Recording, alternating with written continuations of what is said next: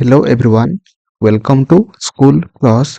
आज आम यही वीडियो माध्यम 2023 मसीह होता जूनियर टीचर एग्जाम जोटा कि आम विभिन्न डेट्र विभिन्न सिफ्ट एग्जाम होता। तो आज आम यही वीडियो माध्यम सबू sifter EVS pedagogy social science pedagogy और ता सहित साइंस पेडागोजी जहाँ भी किसी क्वेश्चन पड़ता सबकि आज आम यही वीडियो माध्यम डिस्कसन करवा ता सहित से क्वेश्चन पड़ता ऑप्शन को लेकिन जहाँ भी किसी क्वेश्चन हो पार डिस्कसन करवा जोटा कि आपण गोटे माराथन क्लास होगा जाऊँगी भिडियोटी आपण आगामी असिस्टेंट टीचर जोटा कि आम जूनियर टीचर रेगुलर पोस्ट और ता सहित सीटी ओटीटी आरएसटी ओएसटीटी सीटीईटी सबू टीचिंग एग्जाम बहुत हेल्पफुल हम कहीं सबू teaching exam syllabus EPS social science और साइंस पेडागोजी अच्छी।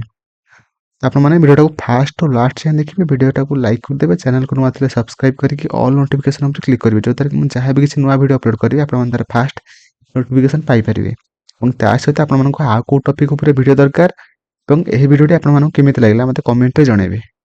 चलतु आम मैंने वीडियो स्टार्ट करवा। तो प्रथम क्वेश्चन कौन अच्छी कह portfolio is a purposeful collection of students work that exhibit the students effort progress or achievement in give areas. This collection must include the what देखो आम मैंने पोर्टफोलियो फास्ट कौन ना हूँ पिला माने वर्ष सारा जो माने माने सब्जेक्ट को लेकिन जहाँ भी किसी सब कम करते गोटे प्रोजेक्ट करते कि आम चित्र माध्यम से देखी था कि एयर पोल्यूशन केमी होची से एयर पोल्यूशन को केमी रोक जाई परिबो सेटा गोटे पोर्टफोलियो से सब वर्क गुडी को आम कहते पोर्टफोलियो से कही कि माने सेटा को केमिति माने से कलेक्शन गुडी को माने केमिति इंक्लूड करबा हला। देखो फास्ट हमर एटी कहि evidence of students self reflection माने गोटे पिला एक्चुअली हेटा करिछि कि नाही से केमिति करिछि तालो एविडेंस रहया दरकार से निजे करिछि कि नाही एवं ता सहित क्राइटेरिया ऑफ जजिंग मेरिट हला मेरिट अनुसार माने आमे माने जज करबा माने जहाँ भी किसी माने आमे टॉपिक देथिबा तो सेही टॉपिक ऊपर से क्राइटेरिया को फॉलो करूछि कि नाही सेटा माने देखिबा जरूरी अटे हला।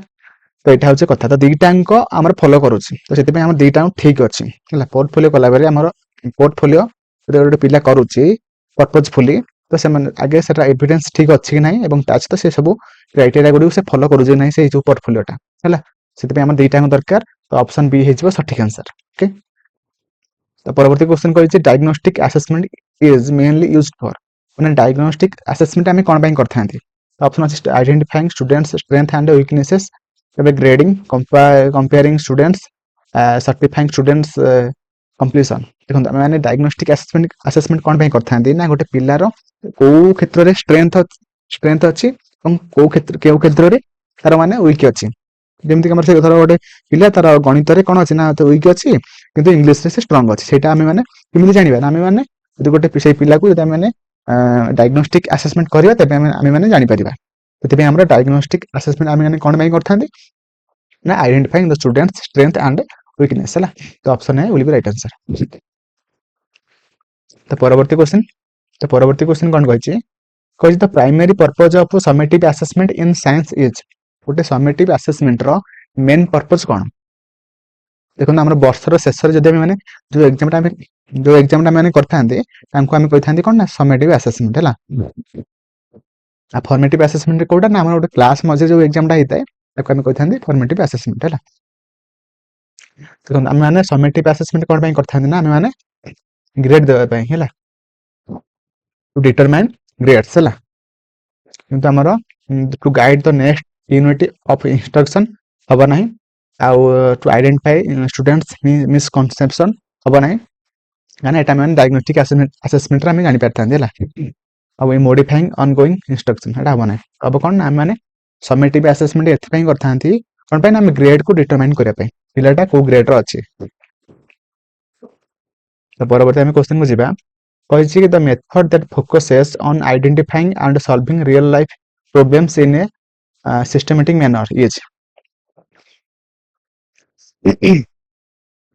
आम मैंने को सिस्टमैटिक मैनर रे गोटे पिला माने आम को मेथड रे गोटे प्रॉब्लम को आम मैंने आइडेंटिफाई करती और केमिति माने सॉल्व हो पारिबो आम फोकस करती को मेथड रे ऑप्शन अच्छी project method observation method problem solving method and discovery method तो सठिक आंसर कौन हम ना आमर ऑप्शन सी जोटा कि आमर प्रॉब्लम सॉल्विंग मेथड रे ऊपर ଯେତେବେଳେ ମାନେ ଗୋଟେ ପ୍ରୋବ୍ଲେମ ସଲଭିଂ ମେଥଡରେ କରିଥାନ୍ତି ଆମେ ଗୋଟେ ପ୍ରୋବ୍ଲେମ ଟାକୁ ଅଧିକ ଫୋକସ କରିକି ସେଟା କେମିତି ଠିକ ହେଇପାରିବ ବା କୋଉ ପ୍ରୋସେସରେ ଆମେ ମାନେ କଲେ ସିଷ୍ଟମେଟିକ ମ୍ୟାନରରେ କଲେ ସେଟା ଠିକ ଭାବରେ ସଲ୍ଭ ହେଇପାରିବ ସେଟା ଆମେ ମାନେ ପ୍ରୋବ୍ଲେମ ସଲଭିଂ ମେଥଡ ସେ କରିଥାନ୍ତି। ସେଇ ମେଥଡଟା ସେ ପଚାରିଥିଲା ଏଠି ହେଲା। ତ ପରବର୍ତ୍ତୀ କ୍ୱେଶ୍ଚନକୁ ଯିବା। ପରବର୍ତ୍ତୀ କ୍ୱେଶ୍ଚନ କହିଛି in the integrated approach of teaching science ମାନେ ଇଣ୍ଟିଗ୍ରେଟେଡ ଆପ୍ରୋଚ ଅଫ ଟିଚିଂ ସାଇନ୍ସରେ ଆମେ ମାନେ କଣ କରିଥାନ୍ତି? ଅପସନ ଅଛି subject are taught in isolation, ତାପରେ ଅଛି focus is only on core concept without interrelation, ତାପରେ ଅଛି subject are taught in a compartmentalized manner, ତାପରେ subject are interconnected and theme overlap. ଦେଖନ୍ତୁ ଆମର ଇଣ୍ଟିଗ୍ରେଟେଡ ମାନେ କଣ ନା ସବଜେକ୍ଟ ଗୁଡ଼ିକ ସବୁ ମାନେ ଆମର ଇଣ୍ଟରକନେକ୍ଟେଡ ହେଇକି ଥିବ ଏବଂ ତା ସହିତ ସେମାନଙ୍କର ଥିମ୍ ସବୁ ଓଭରଲାପ ହେଇକି ଥିବ ମାନେ ଗୋଟେ ପରେ ଗୋଟେ ଆମେ ମାନେ ପଢେଇବା। ଦେଖନ୍ତୁ ଆମର ମ୍ୟାଥ ସହିତ ସାଇନ୍ସ ଯେମିତି ଇଣ୍ଟରକନେକ୍ଟେଡ ହେଇକି ଅଛି ସେଭଳି ସେମାନଙ୍କର ଯୋଉ ଟପିକ ଗୁଡା ମଧ୍ୟ ଆମର ଓଭରଲାପ ହେଇକି ଥିବ ମାନେ ଏଇ ଟପିକ ପରେ ସେଇ ଟପିକଟା ପଢିବା ଦରକାର ନହେଲେ ପିଲା ବୁଝିପାରିବ ନାହିଁ, ସେଇଟା ହଉଛି କଥା ହେଲା। ସେଇଟା ହଉଛି ଆମର ଇଣ୍ଟରକନେକ୍ଟେଡ ଆଣ୍ଡ ଥିମ୍ ଓଭରଲାପ ହେଲା। ତ ପରବର୍ତ୍ତୀ ଆମେ କ୍ୱେଶ୍ଚନକୁ ଯିବା। ପରବର୍ତ୍ତୀ କ୍ୱେଶ୍ଚନ କହିଛି what is the primary advantage of the project method ହେଲା। ଆମର ପ୍ରୋଜେକ୍ଟ ମେଥଡର ପ୍ରାଇମେରୀ ଆଡଭାଣ୍ଟେଜ କୋଉଟା? ଅପସନ ଅଛି ଟି ଏନକରେଜେସ୍ ରୋଟ୍ ଲର୍ଣ୍ଣିଂ ହବ ନାହିଁ, ଘୋଷା ପଦ୍ଧତି ହବ ନାହିଁ, ଆଭଏଡ ହବ ନାହିଁ ନେଗେଟିଭ ଅଛି, ଆଉ ଲିମିଟ ଆମେ ମାନେ କରିବା ନାହିଁ ପିଲାଙ୍କର କ୍ରିଏଟିଭିଟି ଉପରେ ହେଲା। ତ କଣ କରିବା ନା ଆମର ପ୍ରୋଜେକ୍ଟ ମେଥଡର ମେନ୍ ପର୍ପଜ କଣ ହବ ନା ଇଟ୍ ଫ୍ୟାସିଲିଟେଟ୍ ହଲିଷ୍ଟିକ ଲର୍ଣ୍ଣିଂ ହେଲା। ଗୋଟେ ପିଲାର ହଲିଷ୍ଟିକ ଲର୍ଣ୍ଣିଂ କେମିତି ହେଇପାରିବ ନା ଆମର ଯଦି ସେ ପିଲାକୁ ଯଦି ଆମେ ମାନେ ପ୍ରୋଜେକ୍ଟ ମେଥଡ ମାଧ୍ୟମରେ ଆମେ ମାନେ ପଢେଇବା ହେଲା। ତ ପରବର୍ତ୍ତୀ କ୍ୱେଶ୍ଚନ କହିଛି in the constructivist approach the role of a teacher is primarily. Constructivist ଆପ୍ରୋଚରେ ଗୋଟେ ଟିଚର ରୋଲ କେମିତି ହବ? ତ ଅପସନ ଅଛି dictator, instructor, facilitator, passive observer. ଦେଖନ୍ତୁ ଆମର ଏଟା ତିନିଟାଙ୍କ ନେଗେଟିଭ ଅଛି କିନ୍ତୁ ପଜିଟିଭ କୋଉଟା ଅଛି ନା ଫ୍ୟାସିଲିଟେଟର। ଗୋଟେ ପିଲାର ଗୋଟେ ଟିଚରର ରୋଲ ଗୁଡା ସବୁ କଣ ନା ଫ୍ରେଣ୍ଡ, ଫିଲୋସଫର, ଗାଇଡର ଏବଂ ତା ସହିତ ଫ୍ୟାସିଲିଟେଟର ହେଲା। ଅପସନ ସି ହେଇଯିବ ସଠିକ ଆନ୍ସର। ଜ୍ଞାନ ସଂଗଠନ ପନ୍ଥାରେ ଟିଚର ରୋଲ ଗୋଟେ ଫ୍ୟାସିଲିଟେଟର ହେଇକି ରହିବ।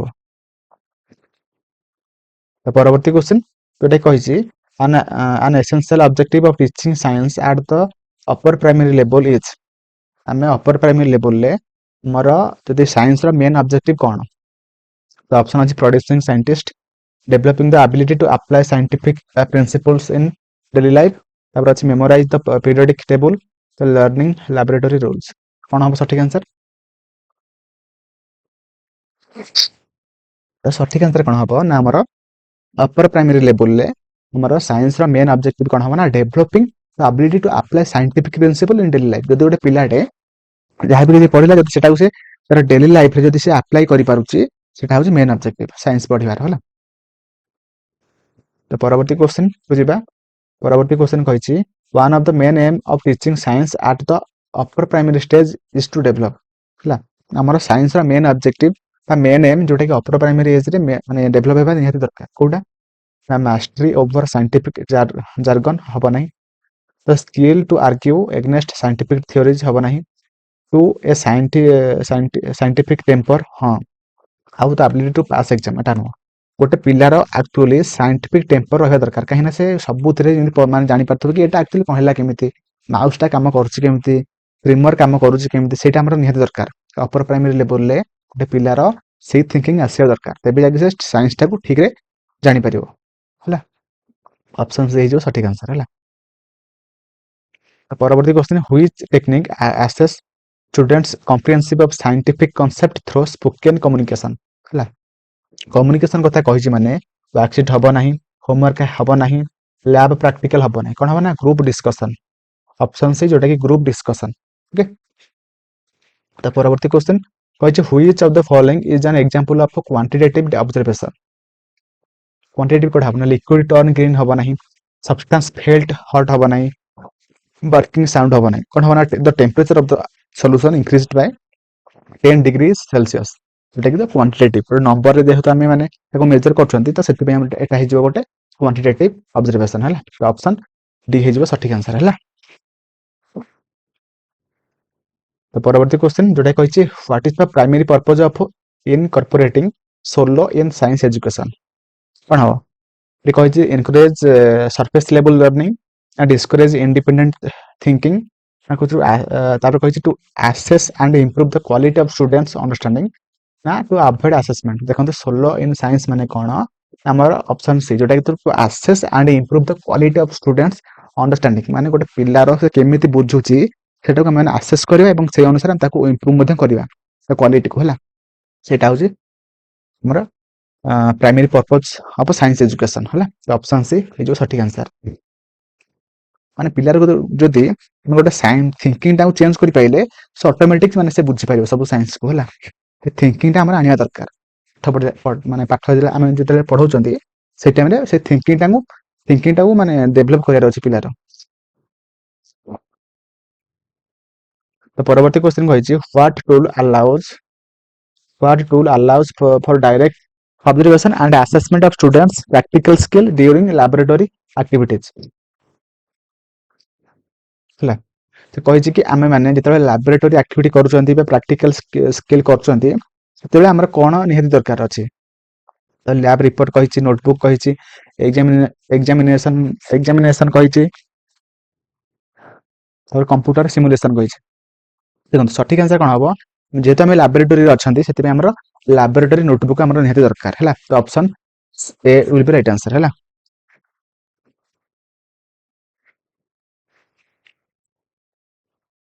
ପରବର୍ତ୍ତୀ କ୍ୱେଶ୍ଚନ କହିଛି how do animals and hibernation as an adaptation conserve energy during the winter month।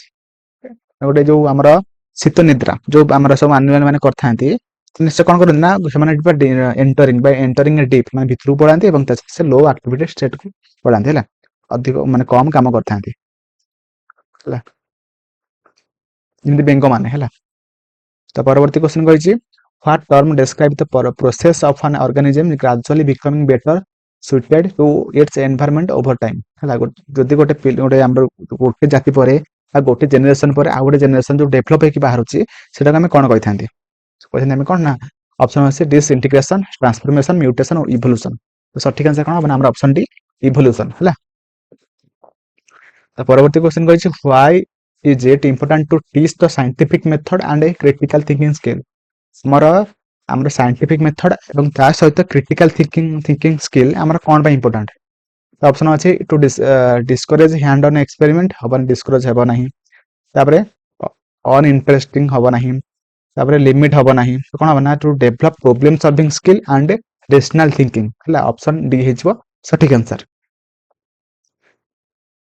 ପରବର୍ତ୍ତୀ କ୍ୱେଶ୍ଚନ କହିଛି in the nature of science what does inquiry means. ଗୋଟେ ନେଚର ଅଫ ସାଇନ୍ସରେ ଆମର ଇନକ୍ୱାରି କ'ଣ? ଅପସନ ଅଛି ପ୍ୟାସିଭ ହବ ନାହିଁ, ଆଭଏଡିଂ ହବ ନାହିଁ, ମେମୋରାଇଜ ହବ ନାହିଁ। କ'ଣ ହବ ନା ଅପସନ ଡି ଯୋଉଟା ଆକ୍ଟିଭ କ୍ୱେଶ୍ଚନିଂ, ଇନଭେଷ୍ଟିଗେସନ ଆଣ୍ଡ ଏକ୍ସପ୍ଲୋରେସନ, ଯୋଉଟା କି ଆମର ଇନକ୍ୱାରିର ମିନିଂ ହବ, ହେଲା। ଅପସନ ଡି ହେଇଯିବ ସଠିକ ଆନ୍ସର। ଏବେ ଆମେ ମାନେ ଆଉ ଗୋଟେ ଶିଫ୍ଟକୁ ଯିବା।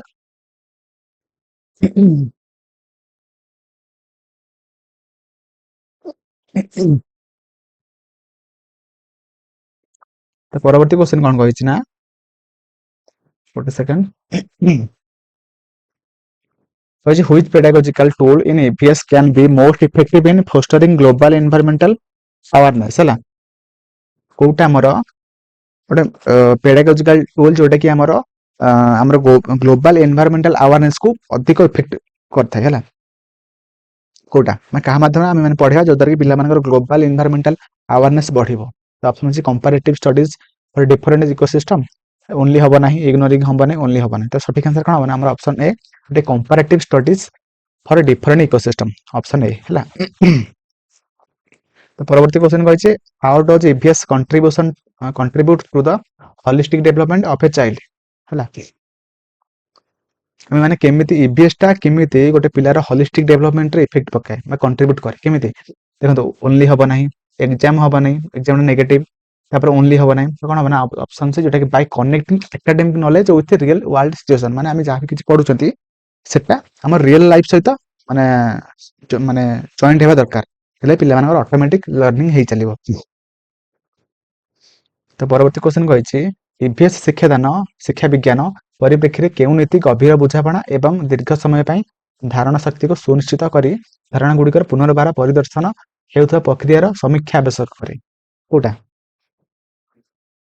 ପୁନର୍ବାର କଥା କହିଛି ନା କହିନି, ସେଥିପାଇଁ ଆମର ଏଠି କରିଦେବେ ଏ ପର୍ଯ୍ୟାୟ, ଏଠି ପୁନରାବୃତ୍ତି କଥା କହିଛି, ତ ସଠିକ ଆନ୍ସର କଣ ହେଇଯିବ ନା ଅପସନ ବି, ଯୋଉଟା ପର୍ଯ୍ୟାୟ ପୁନରାବୃତ୍ତିର ସିଦ୍ଧାନ୍ତ ହେଲା। ତ ପରବର୍ତ୍ତୀ ଆମେ କ୍ୱେଶ୍ଚନକୁ ଯିବା।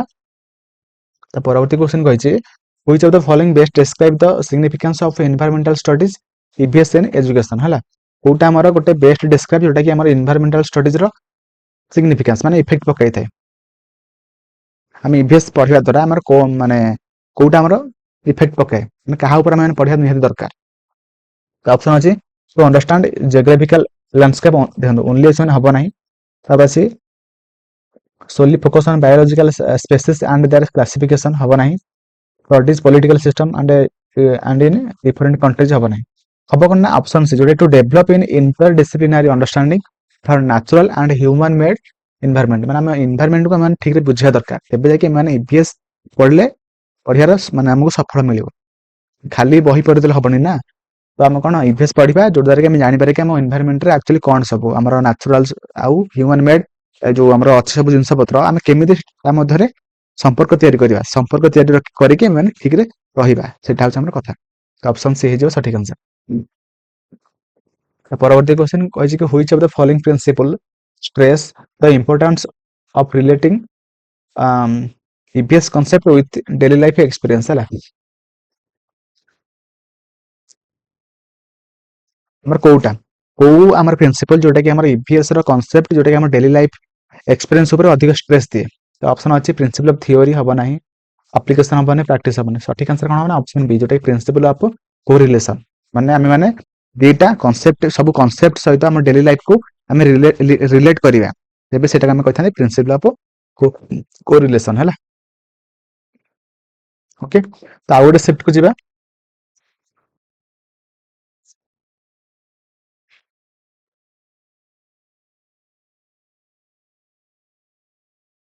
ତାପରେ କ୍ୱେଶ୍ଚନ ଅଛି ଯେତେବେଳେ ଛାତ୍ରଛାତ୍ରୀମାନେ ସକ୍ରିୟ ଭାବରେ ଏବଂ ସେମାନେ ଯାହା କରିଛନ୍ତି ତାହାକୁ ପ୍ରତିଫଳିତ କରି ଶିଖନ୍ତି, ଏହାକୁ ଆମେ ଡାସ୍ କୁହାଯାଏ। କଣ କୁହାଯାଏ ନା ଆମର ଅଭିଜ୍ଞମୂଳକ ଶିକ୍ଷା ହେଲା।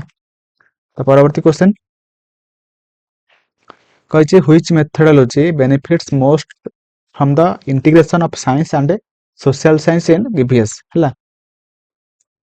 କୋଉ ମେଥଡ ଯୋଉଥିରେ କି ଆମର ଇଣ୍ଟିଗ୍ରେସନ ହୁଏ, କୋଉଟା ନା ସାଇନ୍ସ ଆଣ୍ଡ ସୋସିଆଲ ସାଇନ୍ସ ହେଲା। କୋଉ ମେଥଡୋଲୋଜି ଅନୁସାରେ, ତ ମେମୋରାଇଜ ହବ ନାହିଁ, ରୋଟ ଲର୍ଣ୍ଣିଂ ହବ ନାହିଁ, ପ୍ରାକ୍ଟିକାଲ ଏକ୍ସପେରିମେଣ୍ଟ ହବ ନାହିଁ।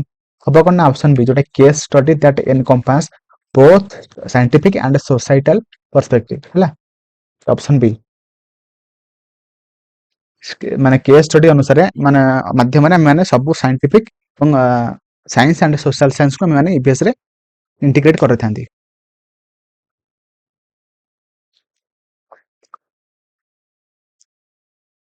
ପରବର୍ତ୍ତୀ କ୍ୱେଶ୍ଚନ କହିଛି ଏଠି which pedagogical term in EVS suggest learning that emphasizes real world problem solving through extended project fostering depth over breadth in understanding environmental issue, କଣ ହବଟା? ମାନେ ଏଇ ସବୁ ଆମର ପ୍ରୋଜେକ୍ଟ କଥା କହିଛି, ଏଠି କଣ ହବ ନା ଆମର ପ୍ରୋଜେକ୍ଟ ବେସ୍ଡ ଲର୍ଣ୍ଣିଂ ହବ ହେଲା। ଆମେ ସବୁ ଯାହାବି ଆମର ଯୋଉ ଏନଭାୟରମେଣ୍ଟରେ ଯାହା ବି କିଛି ଇସ୍ୟୁ ହଉଛି, ଆମେ ଗୋଟେ ପ୍ରୋଜେକ୍ଟ ମାଧ୍ୟମରେ ଆମେ ତାକୁ ସଲ୍ୟୁସନ ବାହାର କରିପାରିବା, ଏଇଟା ସେ ପଚାରିଛି ହେଲା। ତା ପାଇଁ ଆମେ କଣ କୋଉ ଟର୍ମ ଆମେ ମାନେ ୟୁଜ କରିଥାନ୍ତି। ଓକେ, ତାପରେ କହିଛି which term describe the teaching strategy in EVS where students prior knowledge connected to the new knowledge facilitating deeper understanding। ଦେଖନ୍ତୁ ଗୋଟେ ପିଲାଟେ ଗୋଟେ EVS କ୍ଲାସ ରୁମ ରେ, ତ ଗୋଟେ ପିଲାଟେ ତାର ପୂର୍ବ ଜ୍ଞାନ ସହିତ ନୂଆ କନସେପ୍ଟକୁ ଯୋଉ ଆମର ଜଏନ କରନ୍ତି ବା କନେକ୍ଟ କରନ୍ତି, ସେଟା ଆମେ କଣ କହିଥାନ୍ତି? ଆଙ୍କରିଂ ହବ ନାହିଁ, ଚେନିଂ ହବ ନାହିଁ, ବ୍ରିଜିଂ ହବ ନାହିଁ। କଣ ହବ ନା ଆମର ସ୍କାଫୋଲ୍ଡିଂ ହେଲା। ଟେମ୍ପୋରାରୀ ସପୋର୍ଟକୁ ଆମେ କହିଥାନ୍ତି ସ୍କାଫୋଲ୍ଡିଂ। ଓକେ, ତ ପରବର୍ତ୍ତୀ question how does the integration of science and social science benefits the students sorry the study of EVS ହେଲା। ଆମର ଯଦି ଆମେ EVS ପଢିବା ଆମର ବେନିଫିଟ କଣ ହେଲା, ଯଦି ଆମେ ଗୋଟେ ସାଇନ୍ସ ଆଣ୍ଡ ସୋସିଆଲ ସାଇନ୍ସକୁ ଇଣ୍ଟିଗ୍ରେଟ କରି ପଢିବା EVS ଭାବରେ, ବେନିଫିଟ କଣ ହବ? ଫୋକସ ସେଠି ଓନ୍ଲି ହବ ନାହିଁ, without considering their environmental impact ହବ ନାହିଁ, ଆମେ ଏନଭାୟରମେଣ୍ଟକୁ କନସିଡର କରିବାନି। ଅପସନ ସି ହେଇଯିବ ସଠିକ ଆନ୍ସର, ଯୋଉଟା କି ଏଠି provide A balanced view of Humane and natural interaction ହେଲା। ଆମେ ଏନଭାୟରମେଣ୍ଟରେ ହ୍ୟୁମାନ ଅଛନ୍ତି ଏବଂ ଆମର ମାନେ କୃତ୍ରିମ ବସ୍ତୁ ସବୁ ଅଛି ଏବଂ ତା ସହିତ ନା ପ୍ରାକୃତିକ ଅଛି, ସେଇଟା ଆମ ଭିତରେ ଆମେ ବାଲାନ୍ସ କରିବା। ଆମେ ଓ ଆମର ପ୍ରାକୃତିକ ପରିବେଶ ମଧ୍ୟରେ ବାଲାନ୍ସ କଲେ ଯାଇକି ଆମର ଇଭିଏସ୍, ଯୋଉଟା କି ଆମର ଇଭିଏସ୍ ପଢିବାର ବେନିଫିଟ ଏଇଟା ହେଲା। ଯଦି ଆମେ ଇଭିଏସ୍ ଟାକୁ ଭଲକି ପଢିବା ତେବେ ଆମେ ପରିବେଶରେ ବାଲାନ୍ସ ହେଇକି ରହିପାରିବା, ପ୍ରାକୃତିକ ଏବଂ କୃତ୍ରିମ ବସ୍ତୁ ସହିତ ଆମେ ବାଲାନ୍ସ କରିକି ଆମେ ରହିପାରିବା। ଏଇଟା ହଉଛି କଥା ହେଲା, ଯୋଉଟା କି ଆମର ଇଭିଏସ୍ ପଢିବାର ପ୍ରାଇମେରୀ ପର୍ପୋଜ ହେଲା।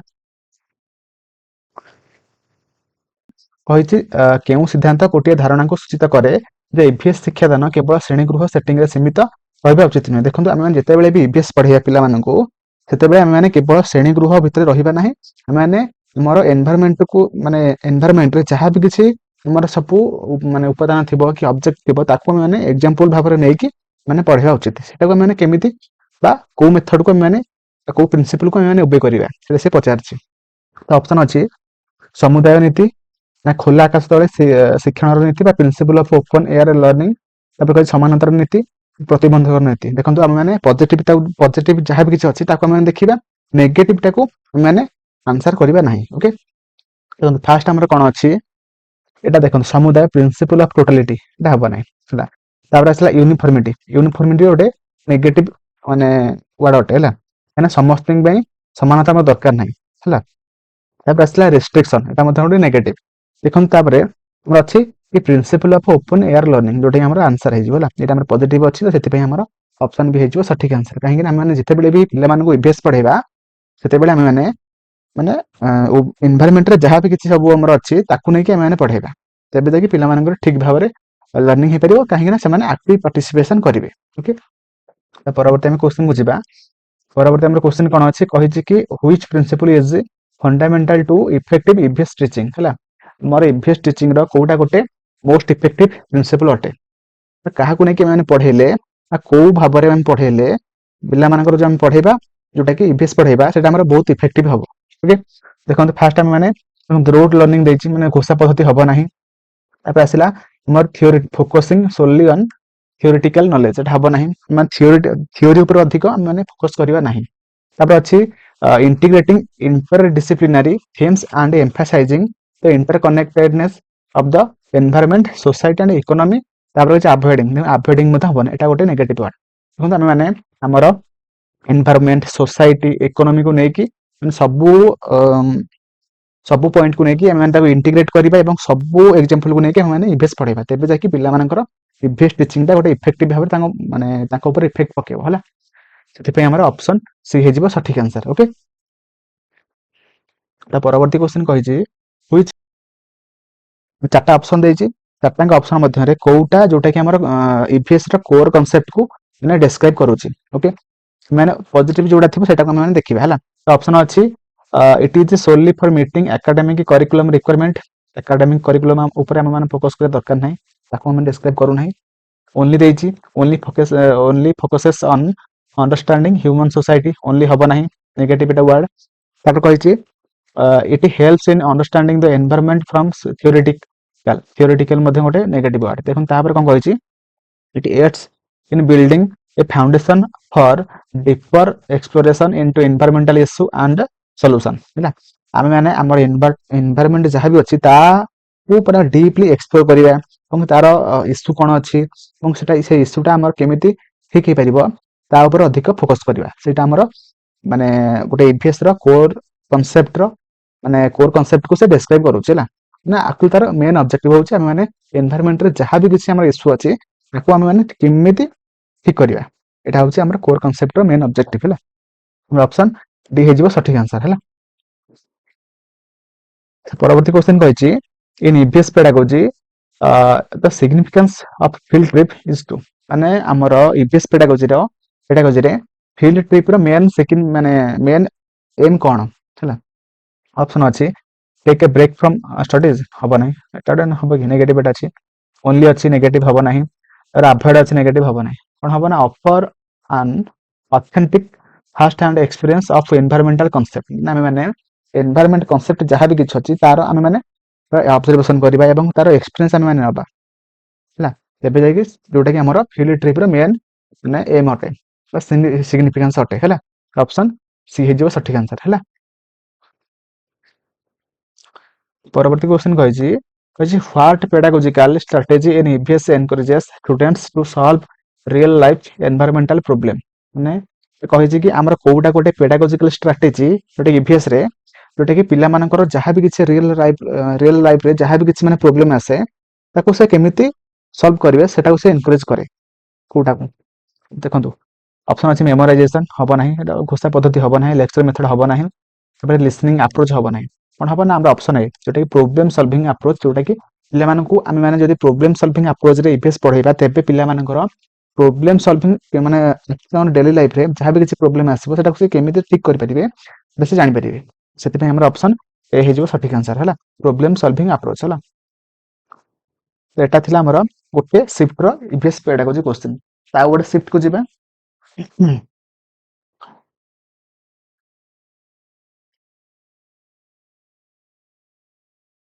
ଆଉ ଗୋଟେ ସିଫ୍ଟ ର କ୍ୱେଶ୍ଚିନ୍ ଏଠି ପଚାରିଛି, in an EVS classroom how can ଗୋଟେ ସେକେଣ୍ଡ କହିଛି in an EVS classroom how can a survey method be best utilized। ମାନେ ଗୋଟେ EVS classroom ରେ ଆମେ ଯଦି ସର୍ଭେ ମେଥଡ ରେ ପଢେଇବା ତେବେ ଗୋଟେ ପିଲାର କଣ ହବ, ଆକ୍ଚୁଆଲି ସର୍ଭେ ମେଥଡ ଟା କେତେ ହେଲ୍ପଫୁଲ। ଅପସନ ଅଛି to access students prior knowledge on a topic. ଦେଖନ୍ତୁ ଆମେ ମାନେ ଗୋଟେ ପିଲାର ଯଦି ଆମେ ସର୍ଭେ ମେଥଡ ରେ ପଢେଇବା ତେବେ କଣ ଗୋଟେ ପିଲାର ପୂର୍ବ ଜ୍ଞାନକୁ ଆମେ ଜାଣିପାରିବା କି? ସର୍ଭେ ମେଥଡ ର ଏମ୍ ଅଲଗା ଅଛି ହେଲା, ସେଟା ହବ ନାହିଁ। ତାପରେ ଅଛି to engage students in lab experiment. ନା ଏନଗେଜ ର ଅର୍ଥ ନୁହଁ ପିଲାମାନେ ଅଟୋମେଟିକ ଏନଗେଜ ହେବେ, ନା କି ସର୍ଭେ ମେଥଡ ରେ ଏନଗେଜ କରିବା ପାଇଁ ସର୍ଭେ ମେଥଡ ଅଛି ହେଲା। ତାପରେ ଅଛି provide theoretical knowledge about ecosystem. No, theoretical ଟା ନେଗେଟିଭ ୱାର୍ଡ ହେଲା। ତାପରେ ଅଛି to collect specific information about local environmental concern direct from the community. ଦେଖନ୍ତୁ ଆମର ସର୍ଭେ ମେଥଡ ର ମେନ୍ ଏମ୍ କଣ ନା ଗୋଟେ କମ୍ୟୁନିଟିରୁ ସେ ଗୋଟେ ପିଲା ଯିଏ ବି ହଉନା କାହିଁକି ସେମାନେ ଡାଇରେକ୍ଟଲି ସେମାନଙ୍କର ଯାହା ବି କିଛି ମାନେ ଇନଫର୍ମେସନ ଥିବ ସେଟାକୁ ସେ କଲେକ୍ଟ କରିପାରିବେ। କଲେକ୍ଟ କରିବା ମାନେ ସେମାନଙ୍କର ଗୋଟେ ମାନେ କଣ ହବ ନା ଗୋଟେ ଏକ୍ସପିରିଏନ୍ସ ଗେନ୍ ହବ କି ଆକ୍ଚୁଆଲି ଏଇଟା ପ୍ରୋବ୍ଲେମ କଣ ଏବଂ ତା ସହିତ ଆର ସଲ୍ୟୁସନ ଆମେ କେମିତି ବାହାର କରିବା। ନା ଯାହା ବି କିଛି କରିବେ ସବୁ ଡାଇରେକ୍ଟଲି କରିବେ, ଓକେ, ଏବଂ ତା ସହିତ ଲୋକାଲ ଏନଭାଇରନମେଣ୍ଟରେ କରିବେ। ଓକେ, ପରବର୍ତ୍ତୀ କ୍ୱେଶ୍ଚନ। ପରବର୍ତ୍ତୀ କ୍ୱେଶ୍ଚନ ଆମର କଣ କହିଛି କି ଛାତ୍ରଛାତ୍ରୀ ମାନଙ୍କ ପାଇଁ ପରିବେଶ ସମ୍ବନ୍ଧୀୟ ଉଭୟ ବୈଜ୍ଞାନିକ ଓ ସାମାଜିକ ଦିଗ ଶିଖିବା କାହିଁକି ଗୁରୁତ୍ୱପୂର୍ଣ୍ଣ। ପ୍ରଶ୍ନ ଅଛି ଶ୍ରେଣୀଗୃହର ଅବଧି ବୃଦ୍ଧି କରିବା, नो ହବନି ଏଇଟା। ଅଧିକ ସୂଚନା ମନେ ରଖିବା ପାଇଁ, नो। ତାପରେ କହିଛି ବିଜ୍ଞାନ କୁଇଜ ପାଇଁ ପ୍ରସ୍ତୁତ ହେବା ପାଇଁ, ନା। କଣ ହବ ନା ଆମ ସମସ୍ୟା ଗୁଡିକର ଜଟିଳତା ପରସ୍ପର ସହିତ ଜଡିତ ଥିବା ପ୍ରକ୍ରିୟାକୁ ବୁଝିବା ହେଲା। କଣ ହବ ନା ଆମର ଆକ୍ଚୁଆଲି ସାମାଜିକ ପରିବେଶରେ ସମସ୍ୟା କଣ ପାଇଁ ହେଲା, ସମସ୍ୟାଟା କେତେ ଜଟିଳ ଅଛି ଏବଂ ସେମାନଙ୍କ ମଧ୍ୟରେ ଥିବା ସବୁ ଯୋଉ ଜଟିଳ କେମିତି ହେଲା ସେ ପ୍ରକ୍ରିୟାକୁ ବୁଝିବା ପାଇଁ ଆମର ଆକ୍ଚୁଆଲି ଉଭୟ ବୈଜ୍ଞାନିକ ଏବଂ ସାମାଜିକ ଦିଗ ଶିଖିବା ପିଲାମାନଙ୍କ ପାଇଁ ବହୁତ ଗୁରୁତ୍ୱପୂର୍ଣ୍ଣ ହେଲା। ସେଥିପାଇଁ ଆମର ଅପସନ ସି ହେଇଯିବ ସଠିକ ଆନ୍ସର ହେଲା। ପରବର୍ତ୍ତୀ କ୍ୱେଶ୍ଚନ କହିଛି ଇଭିଏସ୍ ରେ ବିଜ୍ଞାନ ଏବଂ ସାମାଜିକ ବିଜ୍ଞାନର ଏକତ୍ରୀକରଣ ହେବା କାହିଁକି ଗୁରୁତ୍ୱପୂର୍ଣ୍ଣ ଅଟେ ହେଲା। ଏଟା ମଧ୍ୟ ସେଇ ଟାଇପର କ୍ୱେଶ୍ଚନ କି କହିଛି ଇଭିଏସ୍ ଆମେ କାହାକୁ କହିଥାନ୍ତି ନା ବିଜ୍ଞାନ ଏବଂ ସାମାଜିକ ବିଜ୍ଞାନ ମିଶିଲେ ଯାଇକି ଆମେ ତାକୁ ଇଭିଏସ୍ କହିଥାନ୍ତି ହେଲା, ଏନଭାଇରନମେଣ୍ଟାଲ ସାଇନ୍ସ ହେଲା। ସେଟା କାହିଁକି ଗୁରୁତ୍ୱପୂର୍ଣ୍ଣ ପଜିଟିଭ ଯୋଉଟା ଥିବ ସେଟା ଆମେ ଦେଖିବା। ଅପସନ ଅଛି ଏହା କେବଳ ସାମାଜିକ ଅଧ୍ୟୟନ ଉପରେ ଗୁରୁତ୍ୱ ଦେଇଥାଏ, नो। ଏହା କେବଳ ହବ ନାହିଁ, କେବଳ ଗୋଟେ ନେଗେଟିଭ ହେଲା। ତାପରେ କହିଛି ଏହା ବିଷୟକୁ ଅଧିକ ଜଟିଳ ଓ କଷ୍ଟକର କରିଥାଏ, नो, ନେଗେଟିଭ। ତାପରେ କହିଛି ଏହା ସାମାଜିକ ଅପେକ୍ଷା ବୈଜ୍ଞାନିକ ନୀତି ଗୁଡିକ ପାଇଁ ଏକ ସୀମା ତିଆରି କରେ, ନା ସୀମା ଲିମିଟେଡ କିଛି କରେ ନାହିଁ। କୌଣସି ଗୋଟେ ପାଠ ଗୋଟେ ପିଲାକୁ ଲିମିଟେଡ କରିବା ପାଇଁ ତାର ଉଦ୍ଦେଶ୍ୟ ନୁହଁ ହେଲା, ଫ୍ରିଡମ ଦବ ହେଲା। ତାପରେ କହିଛି ବୈଜ୍ଞାନିକ ତଥ୍ୟକୁ ସାମାଜିକ ପ୍ରଭାବ ସହିତ ମିଶ୍ରଣ କରି ଏହା ପରିବେଶ ସମ୍ବନ୍ଧୀୟ ଏକ ସାମଗ୍ରିକ ଦୃଷ୍ଟିକୋଣ ପ୍ରଦାନ କରିଥାଏ ହେଲା। କାହିଁକି ନା ଗୋଟେ ବୈଜ୍ଞାନିକ ତଥ୍ୟକୁ ସାମାଜିକ ପ୍ରଭାବ ସହିତ ମିଶ୍ରଣ କରି ସେ ପରିବେଶ ସମ୍ବନ୍ଧୀୟ ଏକ ସାମଗ୍ରିକ ଦୃଷ୍ଟିକୋଣ ପ୍ରଦାନ କରିଥାଏ ହେଲା। କାହିଁକି ନା ଆମର ବିଜ୍ଞାନ ଏବଂ ସାମାଜିକ ବିଜ୍ଞାନ ଏକତ୍ରୀକରଣ ହେଇକି ରହିବା ନିହାତି ଜରୁରୀ ହେଲା। ସାମାଜିକ ପରିବେଶରେ କଣ ପ୍ରୋବ୍ଲେମ ଅଛି ସେଟା ଆମର କେମିତି ଆମର ଗୋଟେ ବିଜ୍ଞାନ ମାଧ୍ୟମରେ ସେଟା ମାନେ ସଲ୍ଭ ହେଇପାରିବ, ସେଟା ଆମର ଆକ୍ଚୁଆଲି ଯାହା ବି କିଛି ପ୍ରୋବ୍ଲେମ ଆସେ ସବୁ କିଛି ଆମର ବିଜ୍ଞାନ ମାଧ୍ୟମରେ ହିଁ ସଲ୍ୟୁସନ ଆସେ। ସେଥିପାଇଁ ଆମର ବିଜ୍ଞାନ ଏବଂ ସାମାଜିକ ବିଜ୍ଞାନ ନିହାତି ଜରୁରୀ ଏକତ୍ରୀକରଣ ହେବା ହେଲା। ଆମର ଅପସନ ସି ହେଇଯିବ ସଠିକ ଆନ୍ସର ହେଲା। ପରବର୍ତ୍ତୀ ଆମେ କ୍ୱେଶ୍ଚନକୁ ଯିବା। ପରବର୍ତ୍ତୀ କ୍ୱେଶ୍ଚନ କହିଛି ପରିବେଶ ସମ୍ବନ୍ଧୀୟ ସଂରକ୍ଷଣରେ ବକ୍ତବ୍ୟରେ କେଉଁ ଶବ୍ଦ ମାନବ କାର୍ଯ୍ୟକଳାପ ଦ୍ୱାରା ପ୍ରତ୍ୟକ୍ଷ ଓ ପରୋକ୍ଷ ଭାବରେ ଉତ୍ପାଦିତ ଗ୍ରୀନ ହାଉସ ଗ୍ୟାସ ସମୁଦାୟ ପରିମାଣକୁ ସୂଚିତ କରେ। କଣ ହବ ନା କାର୍ବନ ଫୁଟପ୍ରିଣ୍ଟ ହେଲା, ଅପସନ ଡି। ଓକେ, ପରବର୍ତ୍ତୀ କ୍ୱେଶ୍ଚନ କହିଛି କି କେଉଁ ପଦ୍ଧତିରେ ସାଧାରଣତଃ ଶିକ୍ଷକ ମାନେ ଶ୍ରେଣୀ ସମୟର ଅଧିକାଂଶ ସମୟ ବାର୍ତ୍ତାଳାପ ମାଧ୍ୟମରେ ଛାତ୍ର ମାନଙ୍କୁ सूचना प्रदान करथांती। ऑप्शन अछि अध्यापन पद्धति, रोल प्ले पद्धति, सामूहिक आलोचना पद्धति, प्रोजेक्ट आधारित प्रशिक्षण।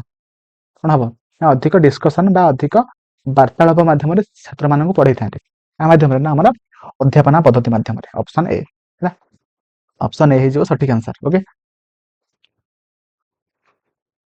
तो ये आम मैंने आउ गोटे शिफ्ट को जीवा आउ गोटे शिफ्ट जहाँ भी किसी आमर ईवीएस पेडागोजी क्वेश्चन पड़ता ताको आम मैंने डिस्कसन करवा।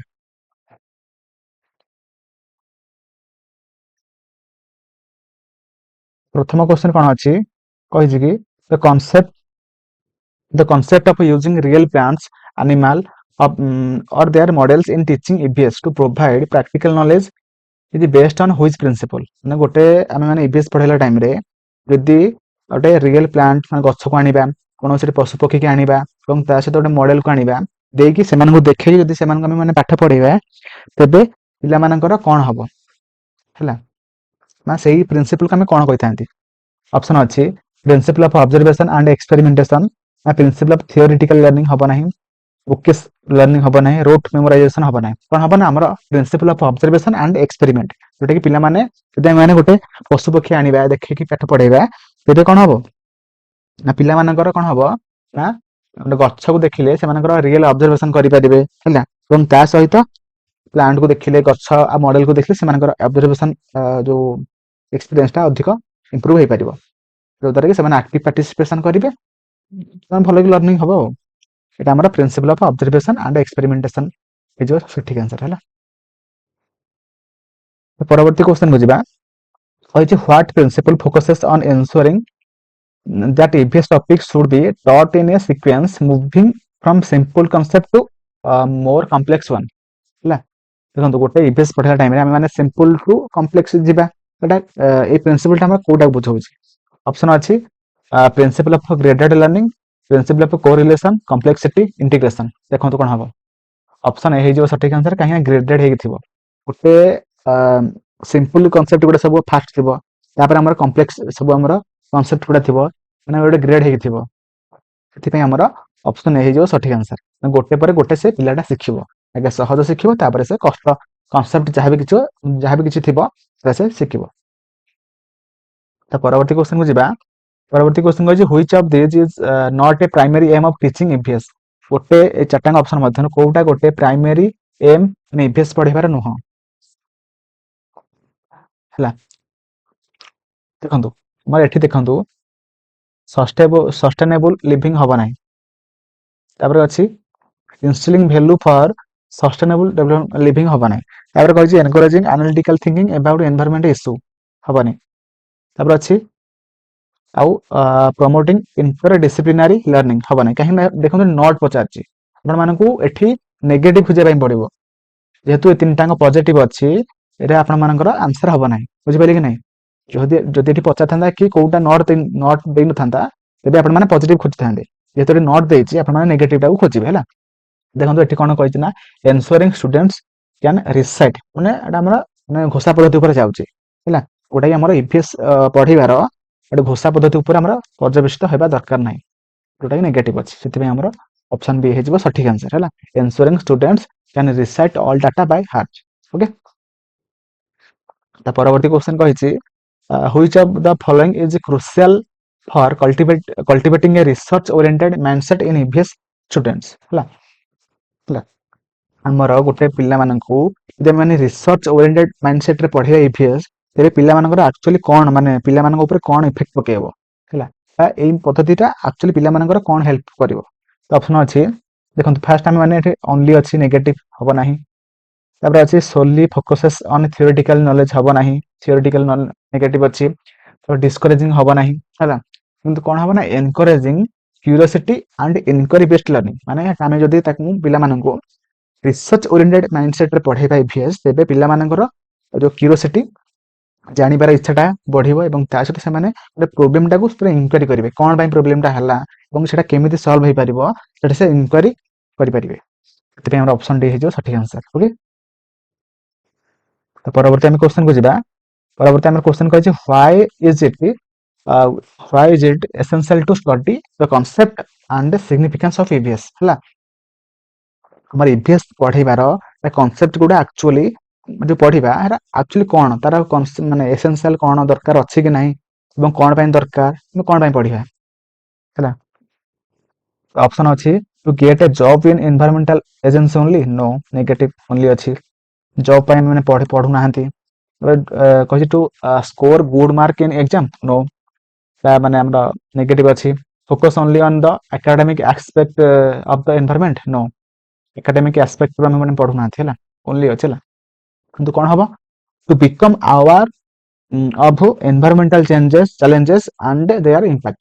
ମାନେ କଣ ପାଇଁ ଇଭିଏସ୍ ପଢିବା ନା ଆମର ଯୋଉ ଏନଭାୟରमेଣ୍ଟରେ ଯାହା ବି କିଛି ଚେଞ୍ଜ ହଉଛି ତ ସେ ଚେଞ୍ଜ କଣ ପାଇଁ ହଉଛି ଏବଂ ସେମାନଙ୍କର ଇମ୍ପାକ୍ଟ କଣ ପଡିବ ସେଥିପାଇଁ ଆମେ ମାନେ ଇଭିଏସ୍ ପଢିବା ହେଲା ଯୋଉଟା ସଠିକ ଆନ୍ସର ହେଇଯିବ ଅପସନ ଡି। ଓକେ ଏବେ ଆମେ ମାନେ ଆଉ ଗୋଟେ ଶିଫ୍ଟ କୁ ଯିବା।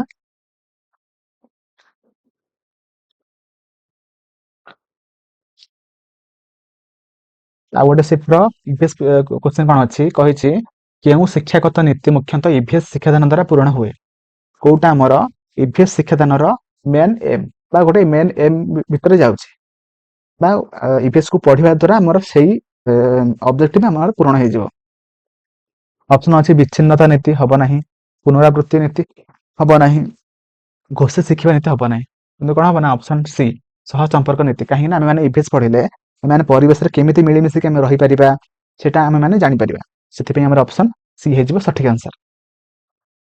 ତା ପରବର୍ତ୍ତୀ କ୍ୱେଶ୍ଚନ କହିଛି which term is in EVS pedagogy represent the process of evaluating students learning at the end of instructional unit by comparing it against standard or benchmark ହେଲା। ତେଣୁ କହିଛି କି ଗୋଟେ EVS pedagogy ର ଲାଷ୍ଟ କୁ ଆମର ଏକ୍ସାମ ଟା ହୁଏ ହେଲା ମାନେ ପୁରାପୁରି ଗୋଟେ ପିଲାକୁ ଷ୍ଟାଣ୍ଡାର୍ଡ ଦବା ବା ଗ୍ରେଡ କରିବା କି ଗୋଟେ ବର୍ଷର ଶେଷରେ ଯୋଉ ଏକ୍ସାମ କରିଥାନ୍ତି ତାକୁ ଆମେ କଣ କହିଥାନ୍ତି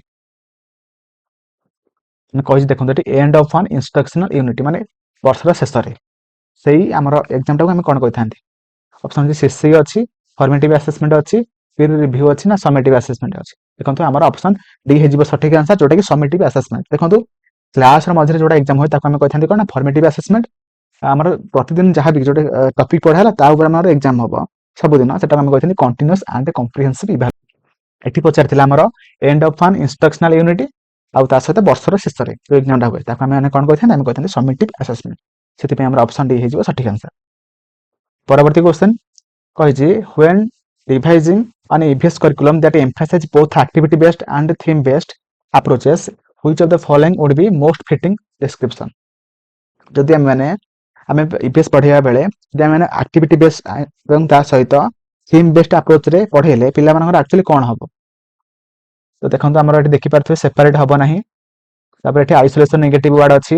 ତାପରେ ଅଛି text book reading only text book reading हम ना नेगेटिव अच्छी कि हम कौन ना integrating hands on activities within broader environmental theme to enhance holistic understanding बुझिपारे आम सबकि हाथ में जहाँ भी किसी एक्सपेरिमेंट करवा सबकि आम मैंने पिला निजे करेंगे तेज जाकर जो होलिस्टिक डेभलपमेंट से माने करिकुलर डेभलपमेंट और ता सहित को करिकुलर डेभलपमेंट समस्त हो पार से होलिस्टिक डेभलपमेंट हो पार से कथा मैंने पिला एक्टिविटी बेस्ड और ता सहित थीम बेस्ड अप्रोच पढ़ेगा से होलिस्टिक डेभलपमेंट हो पार।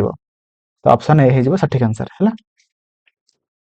तो परवर्ती क्वेश्चन रही what is the primary aim of teaching EVS in school. गोटे जो गोटे पिला को EVS पढ़ेगा तेज तार प्राइमरी एम कौन है दरकार। तो देखो मेमोराइज हम ना सल्टिंग ओनली हम ना focus on political boundaries and national flag एटा हम ना कौन हम ना to understand environmental challenges and develop solution माने पिला मानक मध्य एटा हमर प्राइमरी एम कौन है दरकार ना पिला माने एनवायरमेंट रो सब चैलेंजेस बा चेंजेस गुडी सब जानिबे और सेटा केमिति हमर सॉल्यूशन बाहरी परिबो सेटा से जानि माने बाहर करि परिबो निजे डेवलप से मानकर थिंकिंग रा हम ते पे हमर ऑप्शन डी हे जबो सठिक आंसर। ओके परवर्ती क्वेश्चन अछि EVS रे अंतर्भुक्त होइथिबा भली परिवेश संबंधी नैतिकता डैश उपर गुरुत्व देइथाय। देखंतु हमर EVS रे अंतर्भुक्त होइथिबा भली परिवेश संबंधी नैतिकता माने परिवेश रे हम केमिति नैतिकता भाबरे बंचिबा कौन सब नैतिक रूल सब अच्छी से केमिति पिला पढ़ेबा पढ़ेबा द्वारा से कौन हम କେମିତି କରିବା ତ ଅପସନ କ'ଣ ଅଛି କେବଳ ବନ୍ୟଜନ୍ତୁ ସଂରକ୍ଷଣ ବିଷୟରେ ଜାଣିବା ନା କେବଳ ପରିବେଶ ବିଷୟରେ ଜ୍ଞାନ ଆହରଣ କରିବା ନା ପ୍ରକୃତିର କେବଳ ଭୌତିକ ଗୁଣାବଳୀକୁ ବୁଝିବା ନ କ'ଣ ହବ ନା ମଣିଷ ଏବଂ ସେମାନଙ୍କ ପ୍ରାକୃତିକ ପରିବେଶ ମଧ୍ୟରେ ନୈତିକ ସମ୍ପର୍କ ଦାର୍ଶନିକ ଅଧ୍ୟୟନ ଯେହେତୁ ଆମର ପରିବେଶରେ ରହୁଛନ୍ତି ସେ ପରିବେଶରେ ଆମେ କେମିତି ଗୋଟେ ନୈତିକ ସମ୍ପର୍କ ସୃଷ୍ଟି କରିବା ଏବଂ କୋଉଟା ଆମର କରିବା ଉଚିତ କୋଉଟା ଆମର କରିବା ଉଚିତ ନୁହଁ ସେଇଟା ଆମେ ମାନେ ନିହାତି ଜାଣିବା ଦରକାର ସେଟା ହିଁ କ୍ୱେଶ୍ଚିନ୍ ପଚାରିଥିଲା ହେଲା ଯୋଉଟାକି ଆମର ଅପସନ ସି ମଣିଷ ଏବଂ ସେମାନଙ୍କର ପ୍ରାକୃତିକ ପରିବେଶ ମଧ୍ୟରେ ନୈତିକ ସମ୍ପର୍କର ଦାର୍ଶନିକ ଅଧ୍ୟୟନ ଉପରେ ଅଧିକ ଗୁରୁତ୍ୱ ଦିଆଯିବା ଦରକାର ଯୋଉଟାକି ଆମର ଅପସନ ସି ରେ ଅଛି ବିଦ୍ୟାଳୟ ସ୍ତରରେ ସାମାଜିକ ବିଜ୍ଞାନ ପଢାଇବାର ମୂଳ ଉଦ୍ଦେଶ୍ୟ ହେଉଛି ଛାତ୍ରଛାତ୍ରୀ ମାନଙ୍କୁ ଡ୍ୟାସ୍ ନାଗରିକ କରିବା ଆମେ ଯଦି ପିଲାମାନଙ୍କୁ ବିଦ୍ୟାଳୟ ସ୍ତରରେ ସାମାଜିକ ବିଜ୍ଞାନ ପଢଉଛେ ତ ତାର ମେନ୍ ଆମେ ପିଲାମାନଙ୍କୁ କ'ଣ କରିବା ଦରକାର କୋଉ ଟାଇପର ନାଗରିକ ଆମେ କରିବା ଅପସନ ଅଛି ସୂଚନା ଅବଗତକାରୀ ନା ଯୁକ୍ତିଯୁକ୍ତ ଦେଖନ୍ତୁ ଆମର ସୂଚନା ଅବଗତକାରୀ ଭାବରେ ଆମେ ମାନେ ତାଙ୍କୁ ତିଆରି କରିବା ଏବଂ ତା ସହିତ ସେମାନେ ସବୁ ଯାହା ବି ତଥ୍ୟ ପାଉଛନ୍ତି ତା ଯୁକ୍ତିଯୁକ୍ତ ଭାବରେ ଠିକ କି ଭୁଲ ହେଲେ ସେ ଜାଣିବା ଦରକାର ତାଙ୍କର ସେଇ ଟାଇପର ଥିଙ୍କିଂ ଆମେ ମାନେ କ୍ରିଏଟ କରିବା ଦରକାର ଓକେ ତ ସେଥିପାଇଁ ଆମର ଦିଟାଙ୍କ ଅପସନ ହେଇଯିବ ଠିକ ଯୋଉଟା କି ଆମର ବୋଥ ଉଭୟ 1 and 2 ହେଇଯିବ ସଠିକ ଆନ୍ସର ହେଲା ଅପସନ ଏ ତ ପରବର୍ତ୍ତୀ ଆମେ କ୍ୱେଶ୍ଚିନ୍ କୁ ଯିବା ପରବର୍ତ୍ତୀ କ୍ୱେଶ୍ଚିନ୍ କହିଛି which of the following is the purpose of assessment when it comes to teaching learning social science ହେଲା ମାନେ ସେ କହିଛି କି ଆମେ ଯଦି ପିଲାମାନଙ୍କୁ ସୋସିଆଲ ସାଇନ୍ସ ପଢାଉଛନ୍ତି ତ ସେଇ ପଢିଲା ଟାଇମରେ ଆମେ ଯୋଉ ଆସେସମେଣ୍ଟ କରନ୍ତି ସେ ଆସେସମେଣ୍ଟର ମେନ୍ ପର୍ପଜ କ'ଣ ଓକେ ତ ଅପସନ ଅଛି to carry out assessment of learning ତାପରେ କହିଛି to focus on assessment for learning ଦେଖନ୍ତୁ ଆମର ଅଫ୍ ମାନେ କ'ଣ ଫର୍ମେଟିଭ ସରି ଅଫ୍ ମାନେ ସमेटिव ଆଉ ଫର ମାନେ ଫର୍ମେଟିଭ ଆମର ଦିଟାଙ୍କ ଆସେସମେଣ୍ଟ ହେବା ନିହାତି ଦରକାର କାହିଁକି ନା ସେ ଟୋଟାଲ ମାନେ ଗୋଟେ ଶିକ୍ଷା ବର୍ଷରେ ସେ କ'ଣ ପଢୁଛି କ'ଣ ଜାଣିଲା ସେଟା ଆମର ସमेटिव ଆସେସମେଣ୍ଟ ମାଧ୍ୟମରେ ସେ ଜାଣିପାରିବ ଏବଂ ତା ସହିତ ପ୍ରତି କ୍ଲାସରେ କ'ଣ ଶିଖୁଛି ସେଟା ମଧ୍ୟ ସେ ଫର୍ମେଟିଭ ଆସେସମେଣ୍ଟ ମାଧ୍ୟମରେ ସେ ଜାଣିପାରିବ ହେଲା ଯୋଉଟାକି ଆମର ଆସେସମେଣ୍ଟ ଫର ଲର୍ନିଂ ତ ଦିଟାଙ୍କ ନିହାତି ଦରକାର ଓକେ ସେଥିପାଇଁ ଆମର ଅପସନ ଏ ହେଇଯିବ ସଠିକ ଆନ୍ସର ଯୋଉଟାକି ବୋଥ 1 and 2 ତ ପରବର୍ତ୍ତୀ ଆମେ କ୍ୱେଶ୍ଚିନ୍ କୁ ଯିବା ତ ପରବର୍ତ୍ତୀ କ୍ୱେଶ୍ଚିନ୍ କହିଛି ନିମ୍ନଲିଖିତ ମଧ୍ୟରୁ ସାମାଜିକ ବିଜ୍ଞାନର ଧାରଣା ସମ୍ବନ୍ଧରେ କେଉଁଟି ସଠିକ ହେଲା ଦିଟା ପଏଣ୍ଟ ଆମର ସେ ଦେଇଛି ଦିଟାଙ୍କ ପଏଣ୍ଟରୁ ଆମର କୋଉଟା ମାନେ ସାମାଜିକ ବିଜ୍ଞାନର ଧାରଣା ସମ୍ପର୍କରେ କୋଉଟା ଠିକ ହେଲା ତ ଫାର୍ଷ୍ଟ ଅପସନ ଅଛି ସାମାଜିକ ବିଜ୍ଞାନ ଜ୍ଞାନର ଏକ କ୍ଷେତ୍ର ଅଟେ ଯେଉଁଥିରେ ମୂଳତଃ ମାନବ ସମାଜ କିମ୍ବା ମାନବ ସମ୍ପର୍କକୁ ଅଧ୍ୟୟନ କରାଯାଇଥାଏ ପଜିଟିଭ ଅଛି ତାପରେ ଅଛି ସାମାଜିକ ବିଜ୍ଞାନ ମାନବ ଜୀବନର ସାମାଜିକ ଆଚରଣ ଉପରେ ଅଧ୍ୟୟନ କରିଥାଏ ଦେଖନ୍ତୁ ଦିଟାଙ୍କ ପଜିଟିଭ ଅଛି ହେଲା ଆମର ଫାର୍ଷ୍ଟ ମାନବ ସମାଜ ସହିତ ସମ୍ପର୍କକୁ ଆମେ ମାନେ ଜାଣିବା ଏବଂ ତା ସହିତ ଆମର ସାମାଜିକ ଆଚରଣକୁ ମଧ୍ୟ ଆମେ ମାନେ ଜାଣିବା ଦିଟାଙ୍କ ଯେହେତୁ ପଜିଟିଭ ଅଛି ମାନେ ବୋଥ 1 and 2 କରିବା ହେଲା ତ ଅପସନ ବି ହେଲା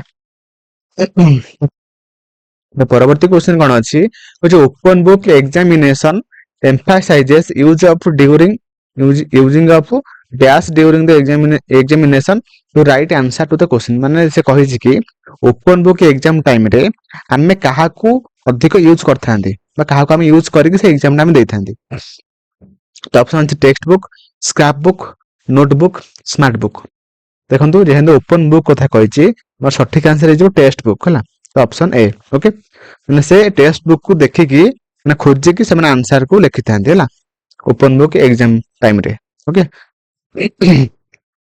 ପରବର୍ତ୍ତୀ କ୍ୱେଶ୍ଚିନ୍ କ'ଣ କହିଛି ନିମ୍ନଲିଖିତ ମଧ୍ୟରୁ ଭୂଗୋଳ ଶିଖିବା ପାଇଁ ବ୍ୟବସ୍ଥାପିତ ପଦ୍ଧତି ସମ୍ବନ୍ଧରେ କେଉଁ ଉକ୍ତିଟି ସଠିକ ଅଟେ ହେଲା ଭୂଗୋଳ କଥା କହିଛି କୋଉ କଥା କହିଛି ନା ବ୍ୟବସ୍ଥାପିକ ପଦ୍ଧତି ଉପରେ କହିଛି ହେଲା ତ ପଜିଟିଭ ଯାହା ବି ଥିବ ଆମେ ସେଟାକୁ ଆନ୍ସର କରିବା ହେଲା ଫାର୍ଷ୍ଟ ପଏଣ୍ଟ କହିଛି ଏହି ପଦ୍ଧତିରେ ଏକ ପରିଘଟଣାକୁ ସାମଗ୍ରିକ ମୋଟାମୋଟି ଭାବରେ ଅଧ୍ୟୟନ କରାଯାଇଥାଏ ହେଲା ଠିକ ଅଛି ଗୋଟେ ପରିଘଟଣାକୁ ଆମେ ମାନେ ସାମଗ୍ରିକ ଭାବରେ ଅଧ୍ୟୟନ କରିଥାନ୍ତି ଏବଂ ତା ସହିତ ଏହାକୁ ପ୍ରକରଣ ପଦ୍ଧତି ବା ଟପିକାଲ ଆପ୍ରୋଚ ମଧ୍ୟ କୁହାଯାଏ ଯାହା ମାଧ୍ୟମରେ ଆମେ ନିର୍ଦ୍ଦିଷ୍ଟ କ୍ଷେତ୍ରରେ ନିର୍ଦ୍ଦିଷ୍ଟ ପରିଘଟଣାକୁ ବିସ୍ତୃତ ଭାବରେ ଏବଂ ସାମଗ୍ରିକ ଭାବରେ ଅଧ୍ୟୟନ କରିଥାନ୍ତି ଠିକ ଅଛି ହେଲା ମାନେ ଏଟା କେମିତି ହେଲା ସବୁ କିଛି କୁ ପଏଣ୍ଟକୁ ନେଇକି ଆମେ ମାନେ ତାକୁ ଅଧ୍ୟୟନ କରିଥାନ୍ତି ଯୋଉଟାକି ଆମର ଅପସନ ବି ହେଇଯିବ ସଠିକ ଆନ୍ସର ଯୋଉଟାକି ଉଭୟ ଆଇ and ଡବଲ ଆଇ ହେଲା ପରବର୍ତ୍ତୀ କ୍ୱେଶ୍ଚିନ୍ କ'ଣ କହିଛି which of the following techniques is based on Auswell theory of meaningful verbal learning, which require a conscious effort on the part of the students to relate new knowledge to knowledge previously acquired ହେଲା ମାନେ ସେ କହିଛି କି ଆମର ଅସ୍ୱେଲ ଯୋଉ theory ଦେଇଥିଲେ ଗୋଟେ କଣ ଦେଇଥିଲେ ନା ମିନିଂଫୁଲ ଭର୍ବାଲ ଲର୍ଣ୍ଣିଂ ଉପରେ ସେ ଦେଇଥିଲେ ହେଲା ଟେକ୍ନିକ ଦେଇଥିଲେ ହେଲା ସେ ଟେକ୍ନିକ ଟା କଣ କରେ ପିଲାମାନଙ୍କର ହେଲା ପୂର୍ବ ନଲେଜ କୁ ବା ପୂର୍ବ ଜ୍ଞାନକୁ ଆମର ଏବେ ମାନେ ନୂଆ ନଲେଜ ସହିତ ସେ କନେକ୍ଟ କରେ ହେଲା ସେଟା କୋଉ ଟେକ୍ନିକ ବା କାହାକୁ ନେଇକି ଆମେ ସେ ଟେକ୍ନିକ ଟା କରିଥାନ୍ତି ସେ ଟେକ୍ନିକ କୁ ଆମେ କଣ କହିଥାନ୍ତି ତ ଅପସନ ଅଛି ପ୍ରୋବ୍ଲେମ ସଲଭିଂ ନା କନସେପ୍ଟ ମ୍ୟାପିଂ ନା ସ୍କ୍ରାପ ବୁକ୍ ନା ପ୍ୟାନେଲ ଡିସ୍କସନ ଦେଖନ୍ତୁ ଆମର କନସେପ୍ଟ ମ୍ୟାପିଂ ହେଲା ଅପସନ ବି ହେଇଯିବ ସଠିକ ଆନ୍ସର ଯୋଉଟା କନସେପ୍ଟ ମ୍ୟାପିଂ ମାନେ ମ୍ୟାପିଂ କରିଥାନ୍ତି କୋଉ ପିଲାଟା ଆମର କଣ ଜାଣିଛି ଏବଂ ସେ ନୂଆ ଯାହା ବି ଆମେ ଜଣେଇବା ତାକୁ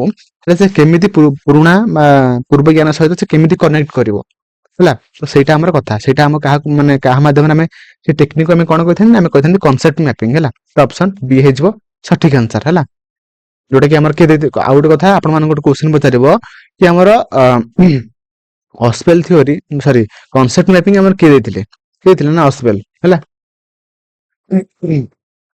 ତ ପରବର୍ତ୍ତୀ କ୍ୱେଶ୍ଚିନ୍ କହିଛି dash is a group centered method which is specially suitable for controversial theme or issues and for developing certain skill like logical arguing weighing evidence etc in students ହେଲା ଦେଖନ୍ତୁ ସେ କଣ କହିଛି ନା କୋଉଟା ଗୋଟେ ଗ୍ରୁପ ସେଣ୍ଟର୍ଡ ମେଥଡ ହେଲା କୋଉଟା ଗୋଟେ ଗ୍ରୁପ ସେଣ୍ଟର୍ଡ ମେଥଡ ଯୋଉଥିରେ କି କଣ ହୁଏ ନା ଗୋଟେ କଣ୍ଟ୍ରୋଭର୍ସିଆଲ ଥିମ୍ କୁ ନେଇକି ଆମେ ମାନେ କଣ କରନ୍ତି ଆମେ ଡିସ୍କସନ କରନ୍ତି ଡିସ୍କସନ ଏଠି ହବନି କିନ୍ତୁ ହେଲା ମାନେ ସେଇ ଟାଇପର ମାନେ ସେ ତ ଗୋଟେ ପଏଣ୍ଟ କହିବ ସେ ପଏଣ୍ଟଟା ଠିକ କି ନାହିଁ ଆଉ ଗୋଟେ ତା ଅପୋଜିଟ ଯୋଉ ଗ୍ରୁପର ପିଲା ଥିବେ ତାକୁ ସେଟାକୁ ସେ ଯୁକ୍ତି ବାଢିବେ ତ ସେଟାକୁ ଆମେ କଣ କହିଥାନ୍ତି ତ ଅପସନ ଅଛି ସିମ୍ପୋସିୟମ ବ୍ରେନଷ୍ଟ୍ରମିଂ ଡିସ୍କସନ ଡିବେଟ ଦେଖନ୍ତୁ ଭଲିକି ଆନ୍ସର କରନ୍ତୁ ହେଲା ଯୋଉଟା କି ଆମର ଅପସନ ଡି ହେଇଯିବ ସଠିକ ଆନ୍ସର ଯୋଉଟା ଡିବେଟ ହେଲା ଦିଟା ଗ୍ରୁପରେ ଥାନ୍ତି ସେ ଗ୍ରୁପରେ କଣ କରନ୍ତି ନା ସେ ଗୋଟେ କଣ୍ଟ୍ରୋଭର୍ସିଆଲ ଥିମ୍ କୁ ନେଇକି କରିଥାନ୍ତି ଏବଂ ସେ ଇସ୍ୟୁ ଯାହା ବି କିଛି ଥାଏ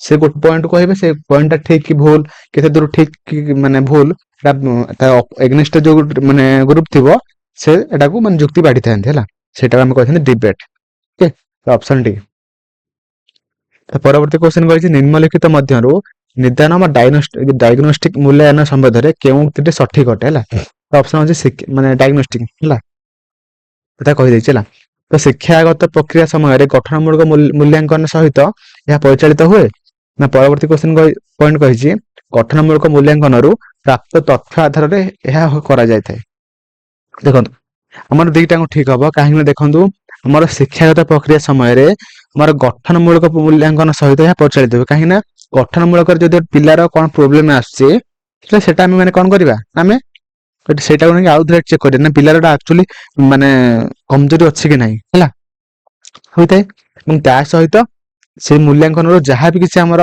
ମାନେ ପ୍ରାପ୍ତ ଆମେ ଯାହା ବି ତଥ୍ୟ ମିଳିଥାଏ ସେଟାକୁ ନେଇକି ଆମେ ମାନେ ନେକ୍ସଟ ଯୋଉ ଆମର ରିମିଡିଆଲ ଟିଚିଂ ହୋଇଥାଏ ତାକୁ ଆମେ ମାନେ ପିଲାମାନଙ୍କୁ ଦେଇଥାନ୍ତି ହେଲା ସେ ଯାହା ବି କିଛି ପ୍ରୋବ୍ଲେମ ଥାଏ ତାକୁ ଆମେ ମାନେ କେମିତି ଠିକ କରିପାରିବା ତା ଉପରେ ଆମେ ମାନେ ଅଧିକ ଫୋକସ କରିଥାନ୍ତି ଯୋଉଟା କି ଆମର ଅପସନ ସି ହେଇଯିବ ସଠିକ ଆନ୍ସର ହେଲା ଉଭୟ ବୋଥ ଏ ଆଣ୍ଡ ବି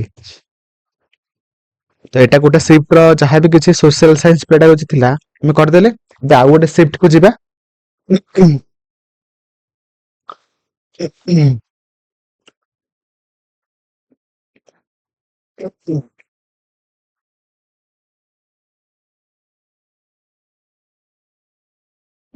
ଏଟା ଆଉ ଗୋଟେ ସିଫ୍ଟ ର क्वेश्चन କରିବା ତ ଫାର୍ଷ୍ଟ क्वेश्चन କଣ କହିଛି ନା which of the following statement is correct regarding the regional approach to learning geography ହେଲା କୋଉଟା ଗୋଟେ ରିଜନାଲ ଆପ୍ରୋଚ ଯୋଉଟା କି ଆମେ ଜିଓଗ୍ରାଫି ପଢିବା ଟାଇମ ରେ ଆମର ଯୋଉ କଣ କରନ୍ତି ଆମେ ଗୋଟେ ରିଜନାଲ ଆପ୍ରୋଚ ରେ ପଢେଇଥାନ୍ତି ହେଲା ତ ସେଟା ଯୋଉ ଦିଟା ପଏଣ୍ଟ ଦେଇଛି କୋଉଟା ମାନେ ଠିକ ଅଛି ରିଜନାଲ ଆପ୍ରୋଚ ମାନେ ସମ୍ପର୍କରେ ହେଲା ତ ଅପସନ ଅଛି in this approach the world is divided into regions at different hierarchical levels and then all the geographical phenomena in a particular region are studied ହେଲା ଦେଖନ୍ତୁ ଆମେ ମାନେ କଣ କରନ୍ତି ନା ଇନ୍ ଦିସ୍ ଆପ୍ରୋଚ ମାନେ ଏଇ ଆପ୍ରୋଚରେ ଆମେ କଣ କରିଥାନ୍ତି ନା ଆମେ ଡିଫରେଣ୍ଟ ଯାହା ବି କିଛି ସବୁ ଜିଓଗ୍ରାଫିକାଲ ଫିନୋମେନା ଥାଏ ଆମେ ଗୋଟେ ପର୍ଟିକୁଲାର ରିଜନକୁ ନେଇକି ଆମେ ମାନେ ପଢିଥାନ୍ତି ହେଲା ଦେଖନ୍ତୁ ଜିଓଗ୍ରାଫିରେ बहुत सारा फेनोमेना अच्छी तो आम मैंने आम जो एनवायरमेंट रे कौन होउची कौन है सेटा आम मैंने नहीं पढ़ी था जोटा कि हमर रीजनल अप्रोच संपर्क रे कहूची है तापर कहिची this is also known as topical approach through which we study particular phenomenon in details and in holistic manner in the given region है ଏବଂ ତା ସହିତ ଏଟାକୁ ଆମେ ଆଉ କଣ କହିଥାନ୍ତି ଆମେ କହିଥାନ୍ତି ଟପିକାଲ ଆପ୍ରୋଚ ହେଲା ଆପଣ ମାନେ ମନେ ରଖନ୍ତୁ କି ରିଜନାଲ ଆପ୍ରୋଚ କୁ ଆମେ ଆଉ କଣ କହିଥାନ୍ତି ଆମେ କହିଥାନ୍ତି ଟପିକାଲ ଆପ୍ରୋଚ ହେଲା ଏବଂ ତା ସହିତ ଆମେ ସେଥିରେ କଣ କରନ୍ତି ଆମେ ପର୍ଟିକୁଲାର ଫେନୋମେନା କୁ ନେଇକି ଆମେ ଗୋଟେ गिवन ଯାହା ବି କିଛି ରିଜନ ଥିବ ସେ ରିଜନ କୁ ନେଇକି ଆମେ ହୋଲିଷ୍ଟିକାଲି ଆମେ ମାନେ ପଢିଥାନ୍ତି ହେଲା ଯୋଉଟା କି ଆମର ଅପସନ ए एंड बी ଏ ଯୋଉ ସଠିକ आंसर ହେଲା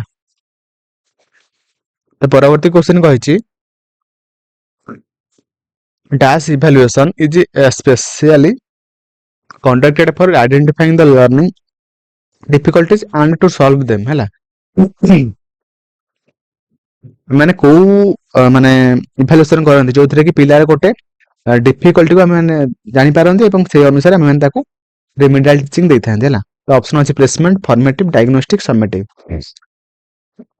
देखो आम प्लेसमेंट आम कौन करते पूर्व ज्ञान गोटे प्लेसमेंट एग्जाम करते पूर्व ज्ञान जानापी प्रीवियस नॉलेज कौन अच्छी जानापी प्लेसमेंट आम एग्जाम करते फॉर्मेटिव जो क्लास करते कहते फॉर्मेटिव आउ समेटिव मान वर्षर शेष जो एग्जाम होता है शेषर जोटा एग्जाम होता है सेटा आम कहते कौन ना आम कहते समेटिव है टर्म एंड रे जोटा आम एनुअल एग्जाम कहते तापर आसला डायग्नोस्टिक डायग्नोस्टिक एग्जाम रे कौन हुए ना आमर गोटे पिलार डिफिकल्टी कौन अच्छी गोटे वीक पॉइंट कौन अच्छी जानी पारते हैं डायग्नोस्टिक एग्जाम रे जोटा आम ऑप्शन सी हो सठिक आंसर है तो परवर्ती आम क्वेश्चन को जीवा परवर्ती क्वेश्चन कही which of the following statements is correct regarding Pir assessment है हमर कोटा गोटा की जोटा की पीर असेसमेंट संपर्क रे ठीक माने करेक्ट कहि छला तो ऑप्शन अछि it is based on the strength of peer interaction and feeling dealing तो कहि the peers read the answer to of an another and provide observation और कमेंट्स फॉर फर्दर इंप्रूवमेंट है देखो एटा कौन हुए पीर असेसमेंट माने कौन हम पिला पिला मानक मध्य रे से माने खाता देखा देखी हुआ मध्य माने डिस्कशन चले कि तोर एटा भूल है तोर एटा ठीक है तो एटा हमर केमिति ठीक हे परिबो हैला एटा होछ कथा तो दुईटा ठीक अछि काहे ना इतरे कोन हुए it based on strength of peer interaction and dealing मैं गोटे पिलार थर गणित भल होछि ताको माने गणित खाता दबा से देखिया पई हैला एटा होछ कथा तापर आसला the peers read the answer of the one another हैला प्रोवाइड ऑब्जर्वेशन और कमेंट हां माने आउ था देखि थाई खाता एवं तेटा केमिति माने इंप्रूव करा जाय परिबो ता ऊपर मध्ये से माने कमेंट देथांती पिला पिला मानक मध्ये हैला सेति पे हमर देटा को ठीक हे जो जेटा कि हमर ऑप्शन ए बोथ 1 एंड 2 हैला तो परवर्ती क्वेश्चन कहि छी in the context of specific objective of teaching social science which of the following theme is associated with developing a sensitivity towards pluralism and interdependence हैला माने कोटा कहि हमर सोशल साइंस पढेबार एक मेन ऑब्जेक्टिव हैला तो ऑप्शन अछि market around US diversity economic presence of government making a living देखंतु हमर सोशल एनवायरनमेंट रे सब किछि समान न थाए सब अलग थाए सेटा हम कोन कहिथांती ना हम कहिथांती डाइवर्सिटी हैला सेति पे हमर टीचिंग सोशल साइंस रे स्पेसिफिक ऑब्जेक्टिव कोन हबो ना हमर डाइवर्सिटी ऑप्शन बी हैला तो परवर्ती क्वेश्चन कहि scholastic assessment of students performance in various subject area is done through गोटे स्कोलास्टिक जोटा हमर गोटे पिला मन पाठ को जो एग्जाम ओवरऑल से कहि कि हमर गोटे पिलार स्कोलास्टिक असेसमेंट आमे को असेसमेंट को नेके हम करथांती तो ऑप्शन अछि formative assessment and summative assessment जोटा हमर दीटांग हे जो सठिक आंसर जोटा कि हमर बोथ 1 एंड 2 होला तो परवर्ती क्वेश्चन कहि dash is an effective way of teaching students through collection of picture pertaining to an event process etc हला देखंतु कोन कहि छी हमर गोटे हम पिला मानन को इफेक्टिव वे रे केमिति पढेबा एवं पढला टाइम रे हम माने कोन करंदे ना कलेक्शन ऑफ पिक्चर को माने नहीं पढै थांती हला pertaining to an event रे गोटे कलेक्शन ऑफ पिक्चर को नहीं माने पढै थांती तो सेही कलेक्शन ऑफ पिक्चर को हम कोन कहि थांती ऑप्शन अच्छी problem solving, scrap book, panel discussion and concept mapping. तो सठिक आंसर कौन हम मत कहूँ जो जानते मत कमेंट लिखु और त्या सहित जो मैंने भी एबे जाए वीडियो को लाइक करना लाइक करदे, चैनल को नुआ सब्सक्राइब करके ऑल नोटिफिकेशन उपर क्लिक करेंगे। ओके तो आम सहित आप जहाँ भी एजुकेशनल ग्रुप थी आप शेयर कर दिंतु। तो आम मैंने कौन कहते ना कलेक्शन ऑफ पिक्चर को मैंने कौन कही था स्क्रैप बुक है लिखि रखु जोटा कि पिला पढ़ा टाइम गोटे इफेक्टिव वे भाव में गणना करती है। तो परवर्ती क्वेश्चन कही which of the following statement is correct in the context of the aim and objective of teaching social science है कोटा जोटा कि हमारा गोटे करेक्ट क्या संपर्क रे यार objective of teaching social science संपर्क रे तो कहि those who study geography are better prepare to understand issue impacting our planet earth है। तापर कहि those who study geography are well positioned to comprehend and explain global political issue that occur between countries है मैंने जदि माने social science पढ़िबा आमे हमर अर्थ संपर्क रे माने हमर प्लैनेट संपर्क आमे जानि परिबा, पृथ्वी संपर्क रे जानि परिबा कोन सब इश्यू अछि कोन सब कोउडा कले कोन हमर ग्रह ऊपर माने इंपैक्ट पकेबो जानि परिबा एवं ता सहित आमे हमर आम देश रे कोन होउची आमर पाख देश कौन हो कि अमेरिका कौन हो कि रूसिया कौन हो कि आमर ईरान में कौन हो सब किसी मैंने सोशल साइंस पढ़ले जाके जापर से से पचार कि कौटा आम टीचिंग सोशल साइंस संपर्क में ठीक अच्छे। तो ऑप्शन अच्छे ओनली टू जो सठिक आंसर कौन ना बोथ है बोथ 1 and 2 है कहीं दुईटा आम जापर सोशल साइंस को ठीक पढ़ा मैंने दुईटा संपर्क में जापर आम आमर पृथ्वी संपर्क जापर सहित आम सब देश संपर्क में जापर है। तो परवर्ती क्वेश्चन कही problem which demand creative or innovative solution can be presented by the teacher to the students for हला माने गोटे पिला माने कहि कि गोटे टीचर कौन करे गोटे पिला को पढ़ेला टाइम रे गोटे प्रॉब्लम को केमिति सॉल्यूशन सारा बाहरी परिबो गोटे क्रिएटिव वे रे बा इनोवेटिव वे रे से सॉल्यूशन को बाहर करता है तो सेटा से कौन कहा जाए। तो ऑप्शन अछि सिम्पोजियम, डिबेट, डिस्कशन, ब्रेनस्टॉर्मिंग। तो कौन कहा जाए हमारा ब्रेन स्ट्रोमिंग है। तो ऑप्शन डी है सठिक आंसर जोटा कि ब्रेन स्ट्रोमिंग। तो एटा थिला आ गोटे शिफ्ट रो सब्जेक्ट पेडागोजी एबे हम माने जिबा आ गोटे शिफ्ट रो जहाँ भी किसी सब्जेक्ट पेडागोजी थिला ताकू मध्यम देखिबा गोटे सेकंड।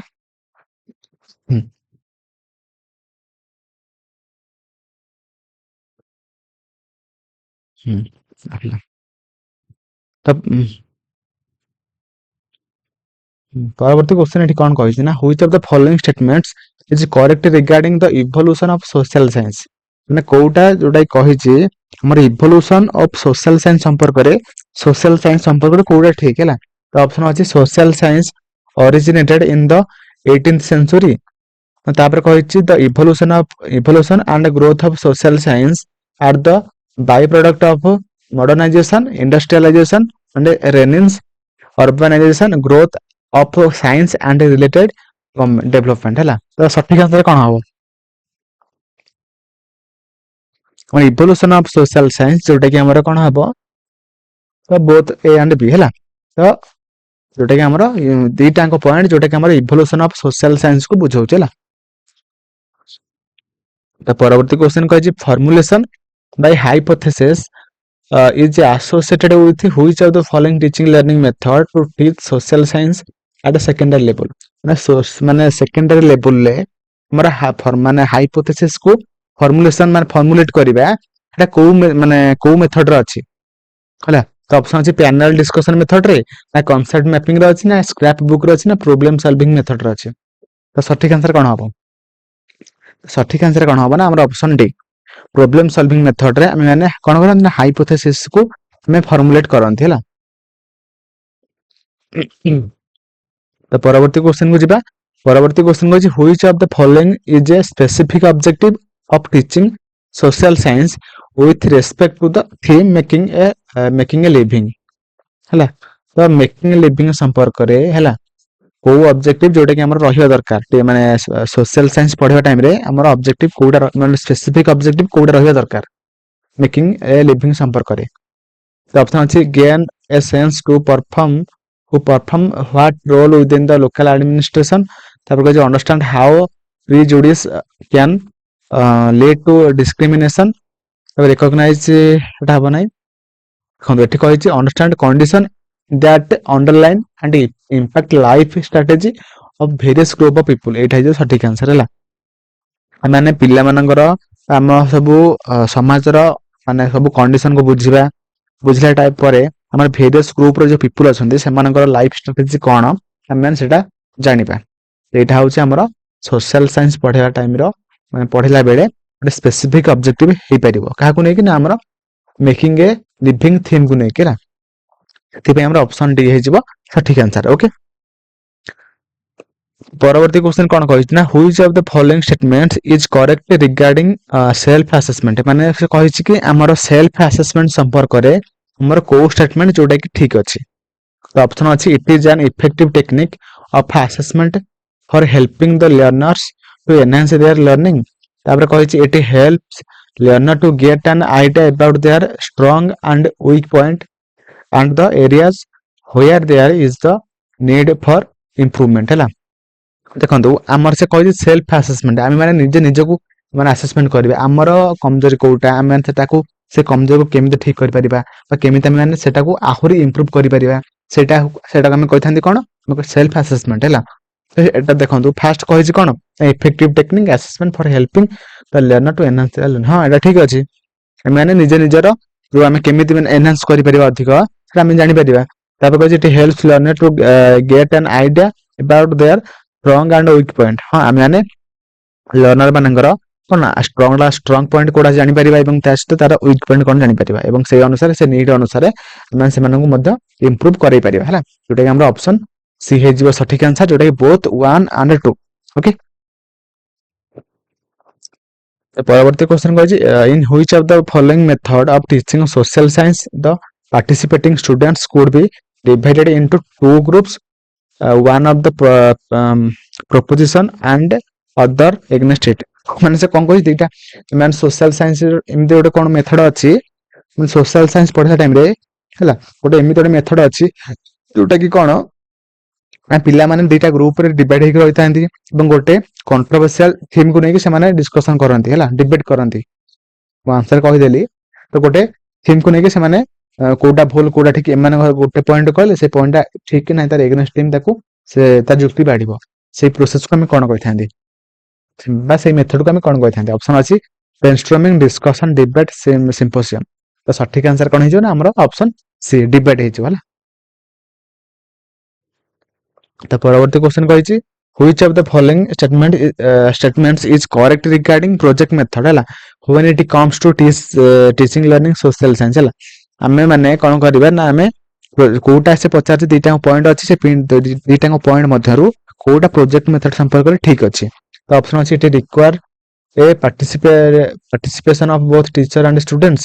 ତାପରେ କହିଛି it is an activity based method which is carried out in a natural setting। ମାନେ ସେ କହିଛି କି ପ୍ରୋଜେକ୍ଟ ମେଥଡରେ ଆକ୍ଚୁଆଲି ଟିଚର ଏବଂ ଷ୍ଟୁଡେଣ୍ଟସ ଦି ଜଣଙ୍କ ମାନେ ପୁରାପୁରି ପାର୍ଟିସିପେସନ କରନ୍ତି ଏବଂ ତା ସହିତ এটা ଗୋଟେ ନ୍ୟାଚୁରାଲ ଏନଭାୟରମେଣ୍ଟରେ ହୋଇଥାଏ ଯୋଉଟା କି ଦିଟାଙ୍କ ପଏଣ୍ଟ ଠିକ ଅଛି ଯୋଉଟା ବୋଥ 1 and 2 ଅପସନ ଡି ହେଇଯିବ ସଠିକ ଆନ୍ସର ହେଲା। ତ ପରବର୍ତ୍ତୀ କ୍ୱେଶ୍ଚନ କହିଛି dash evaluation is conducted to know the terminal behaviour of learner ହେଲା। ଟର୍ମିନାଲ ମାନେ ପୁରା ବର୍ଷର ଶେଷରେ। ତ ଅପସନ ଅଛି डायग्नोस्टिक समेटिव फॉर्मेटिव प्लेसमेंट। तो सठिक आंसर कौन हम आमर ऑप्शन बी समेटिव माने समेटिव इवैल्यूएशन ता कौन हुए ना आमर गोटे वर्षर शेष रे होई थाए हैला।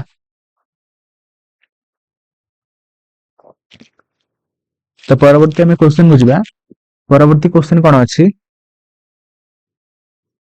For the first time in the year 1967 dash used to concept of formative evaluation in the field of curriculum evaluation है माने आमर फॉर्मेटिव कॉन्सेप्ट जो फॉर्मेटिव इवैल्यूएशन कॉन्सेप्ट को किए देथिले।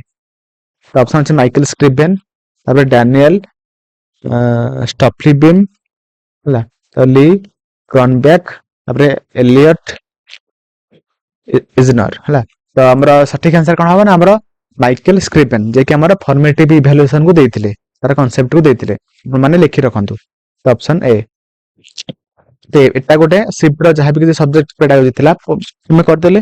ଏବେ ଆମେ ମାନେ ଆଉ ଗୋଟେ ସିଫ୍ଟ କୁ ଯିବା ହେଲା।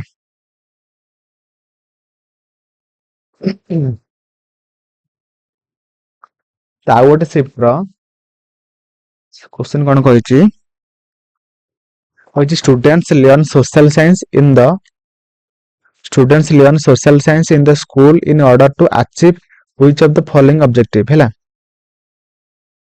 ସେ କହିଛି two inquiry, judge and criticize the social system of its formation and changes। ତାଠୁ କହିଛି two appreciate their own culture, tradition and value system।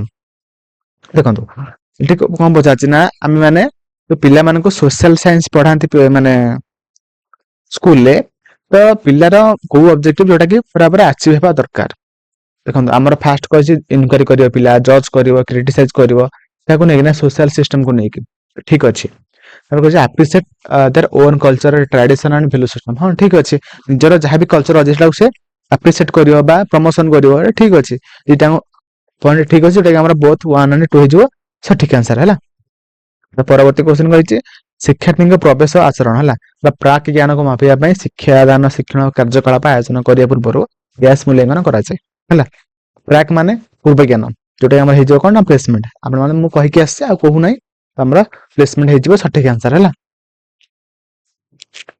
ତ ପରବର୍ତ୍ତୀ କ୍ୱେଶ୍ଚନ କହିଛି ନିମ୍ନଲିଖିତ ମଧ୍ୟରୁ କେଉଁ ଗୋଷ୍ଠୀ କୈନ୍ଦ୍ରିକ ପଦ୍ଧତି ବିଭିନ୍ନ ପରିସର ବିଶିଷ୍ଟ ବିଷୟ କିମ୍ବା ବିଷୟବସ୍ତୁ ଶିକ୍ଷା ଦେବା ପାଇଁ ଉପଯୁକ୍ତ ହେଲା।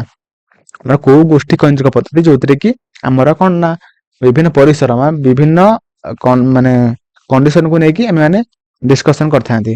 ତ ଅପସନ ଅଛି ସମ୍ମେଳନ ବା ତଥା ଆଲୋଚନା ଚକ୍ର, ନା ଆଲୋଚନା, ନା ଆମର ମାନସ ମନ୍ଥନ, ନା ବିତର୍କ।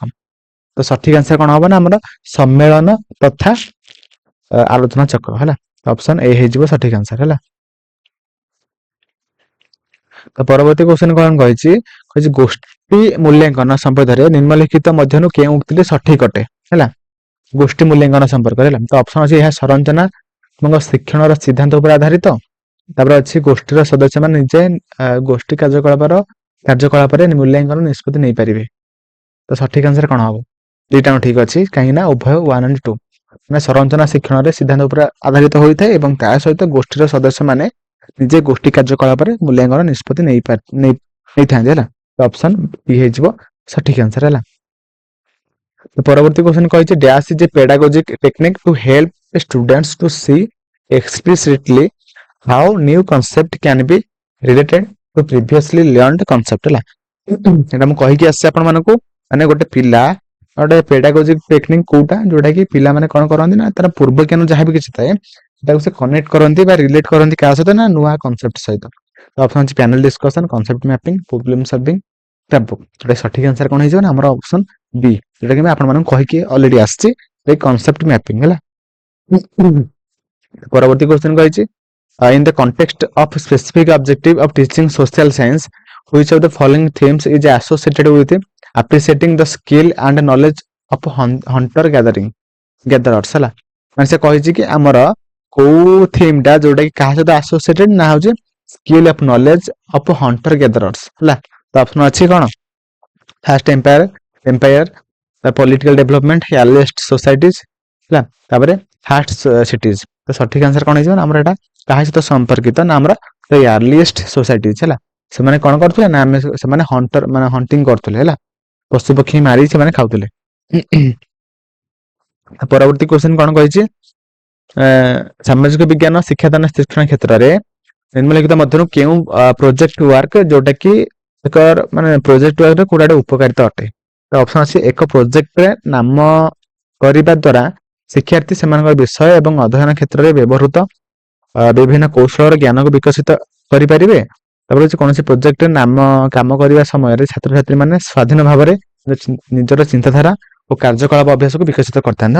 ଦିଟା ଠିକ ଅଛି, କିନା ସେମାନେ କଣ କରନ୍ତି ନା ସେମାନେ ଶିକ୍ଷାର୍ଥୀ ସେମାନଙ୍କ ବିଷୟ ଏବଂ ଅଧ୍ୟୟନ କ୍ଷେତ୍ରରେ ବ୍ୟବହୃତ କୌଶଳକୁ ସେ ଜ୍ଞାନ ଯାହାବି କିଛି ସେମାନେ କୌଶଳରେ କରିଥାନ୍ତି ବା ଯୋଉ ପ୍ରୋସେସରେ କରିଥାନ୍ତି ସେଇ ଜ୍ଞାନ ତାଙ୍କର ବିକଶିତ ହୋଇଥାଏ ଏବଂ ତା ସହିତ ସେମାନେ ପ୍ରୋଜେକ୍ଟ ମେଥଡରେ କାମ କଲା ବେଳେ ସେମାନେ ଅଧିକ ସ୍ୱାଧୀନତା ପାଇଥାନ୍ତି ହେଲା।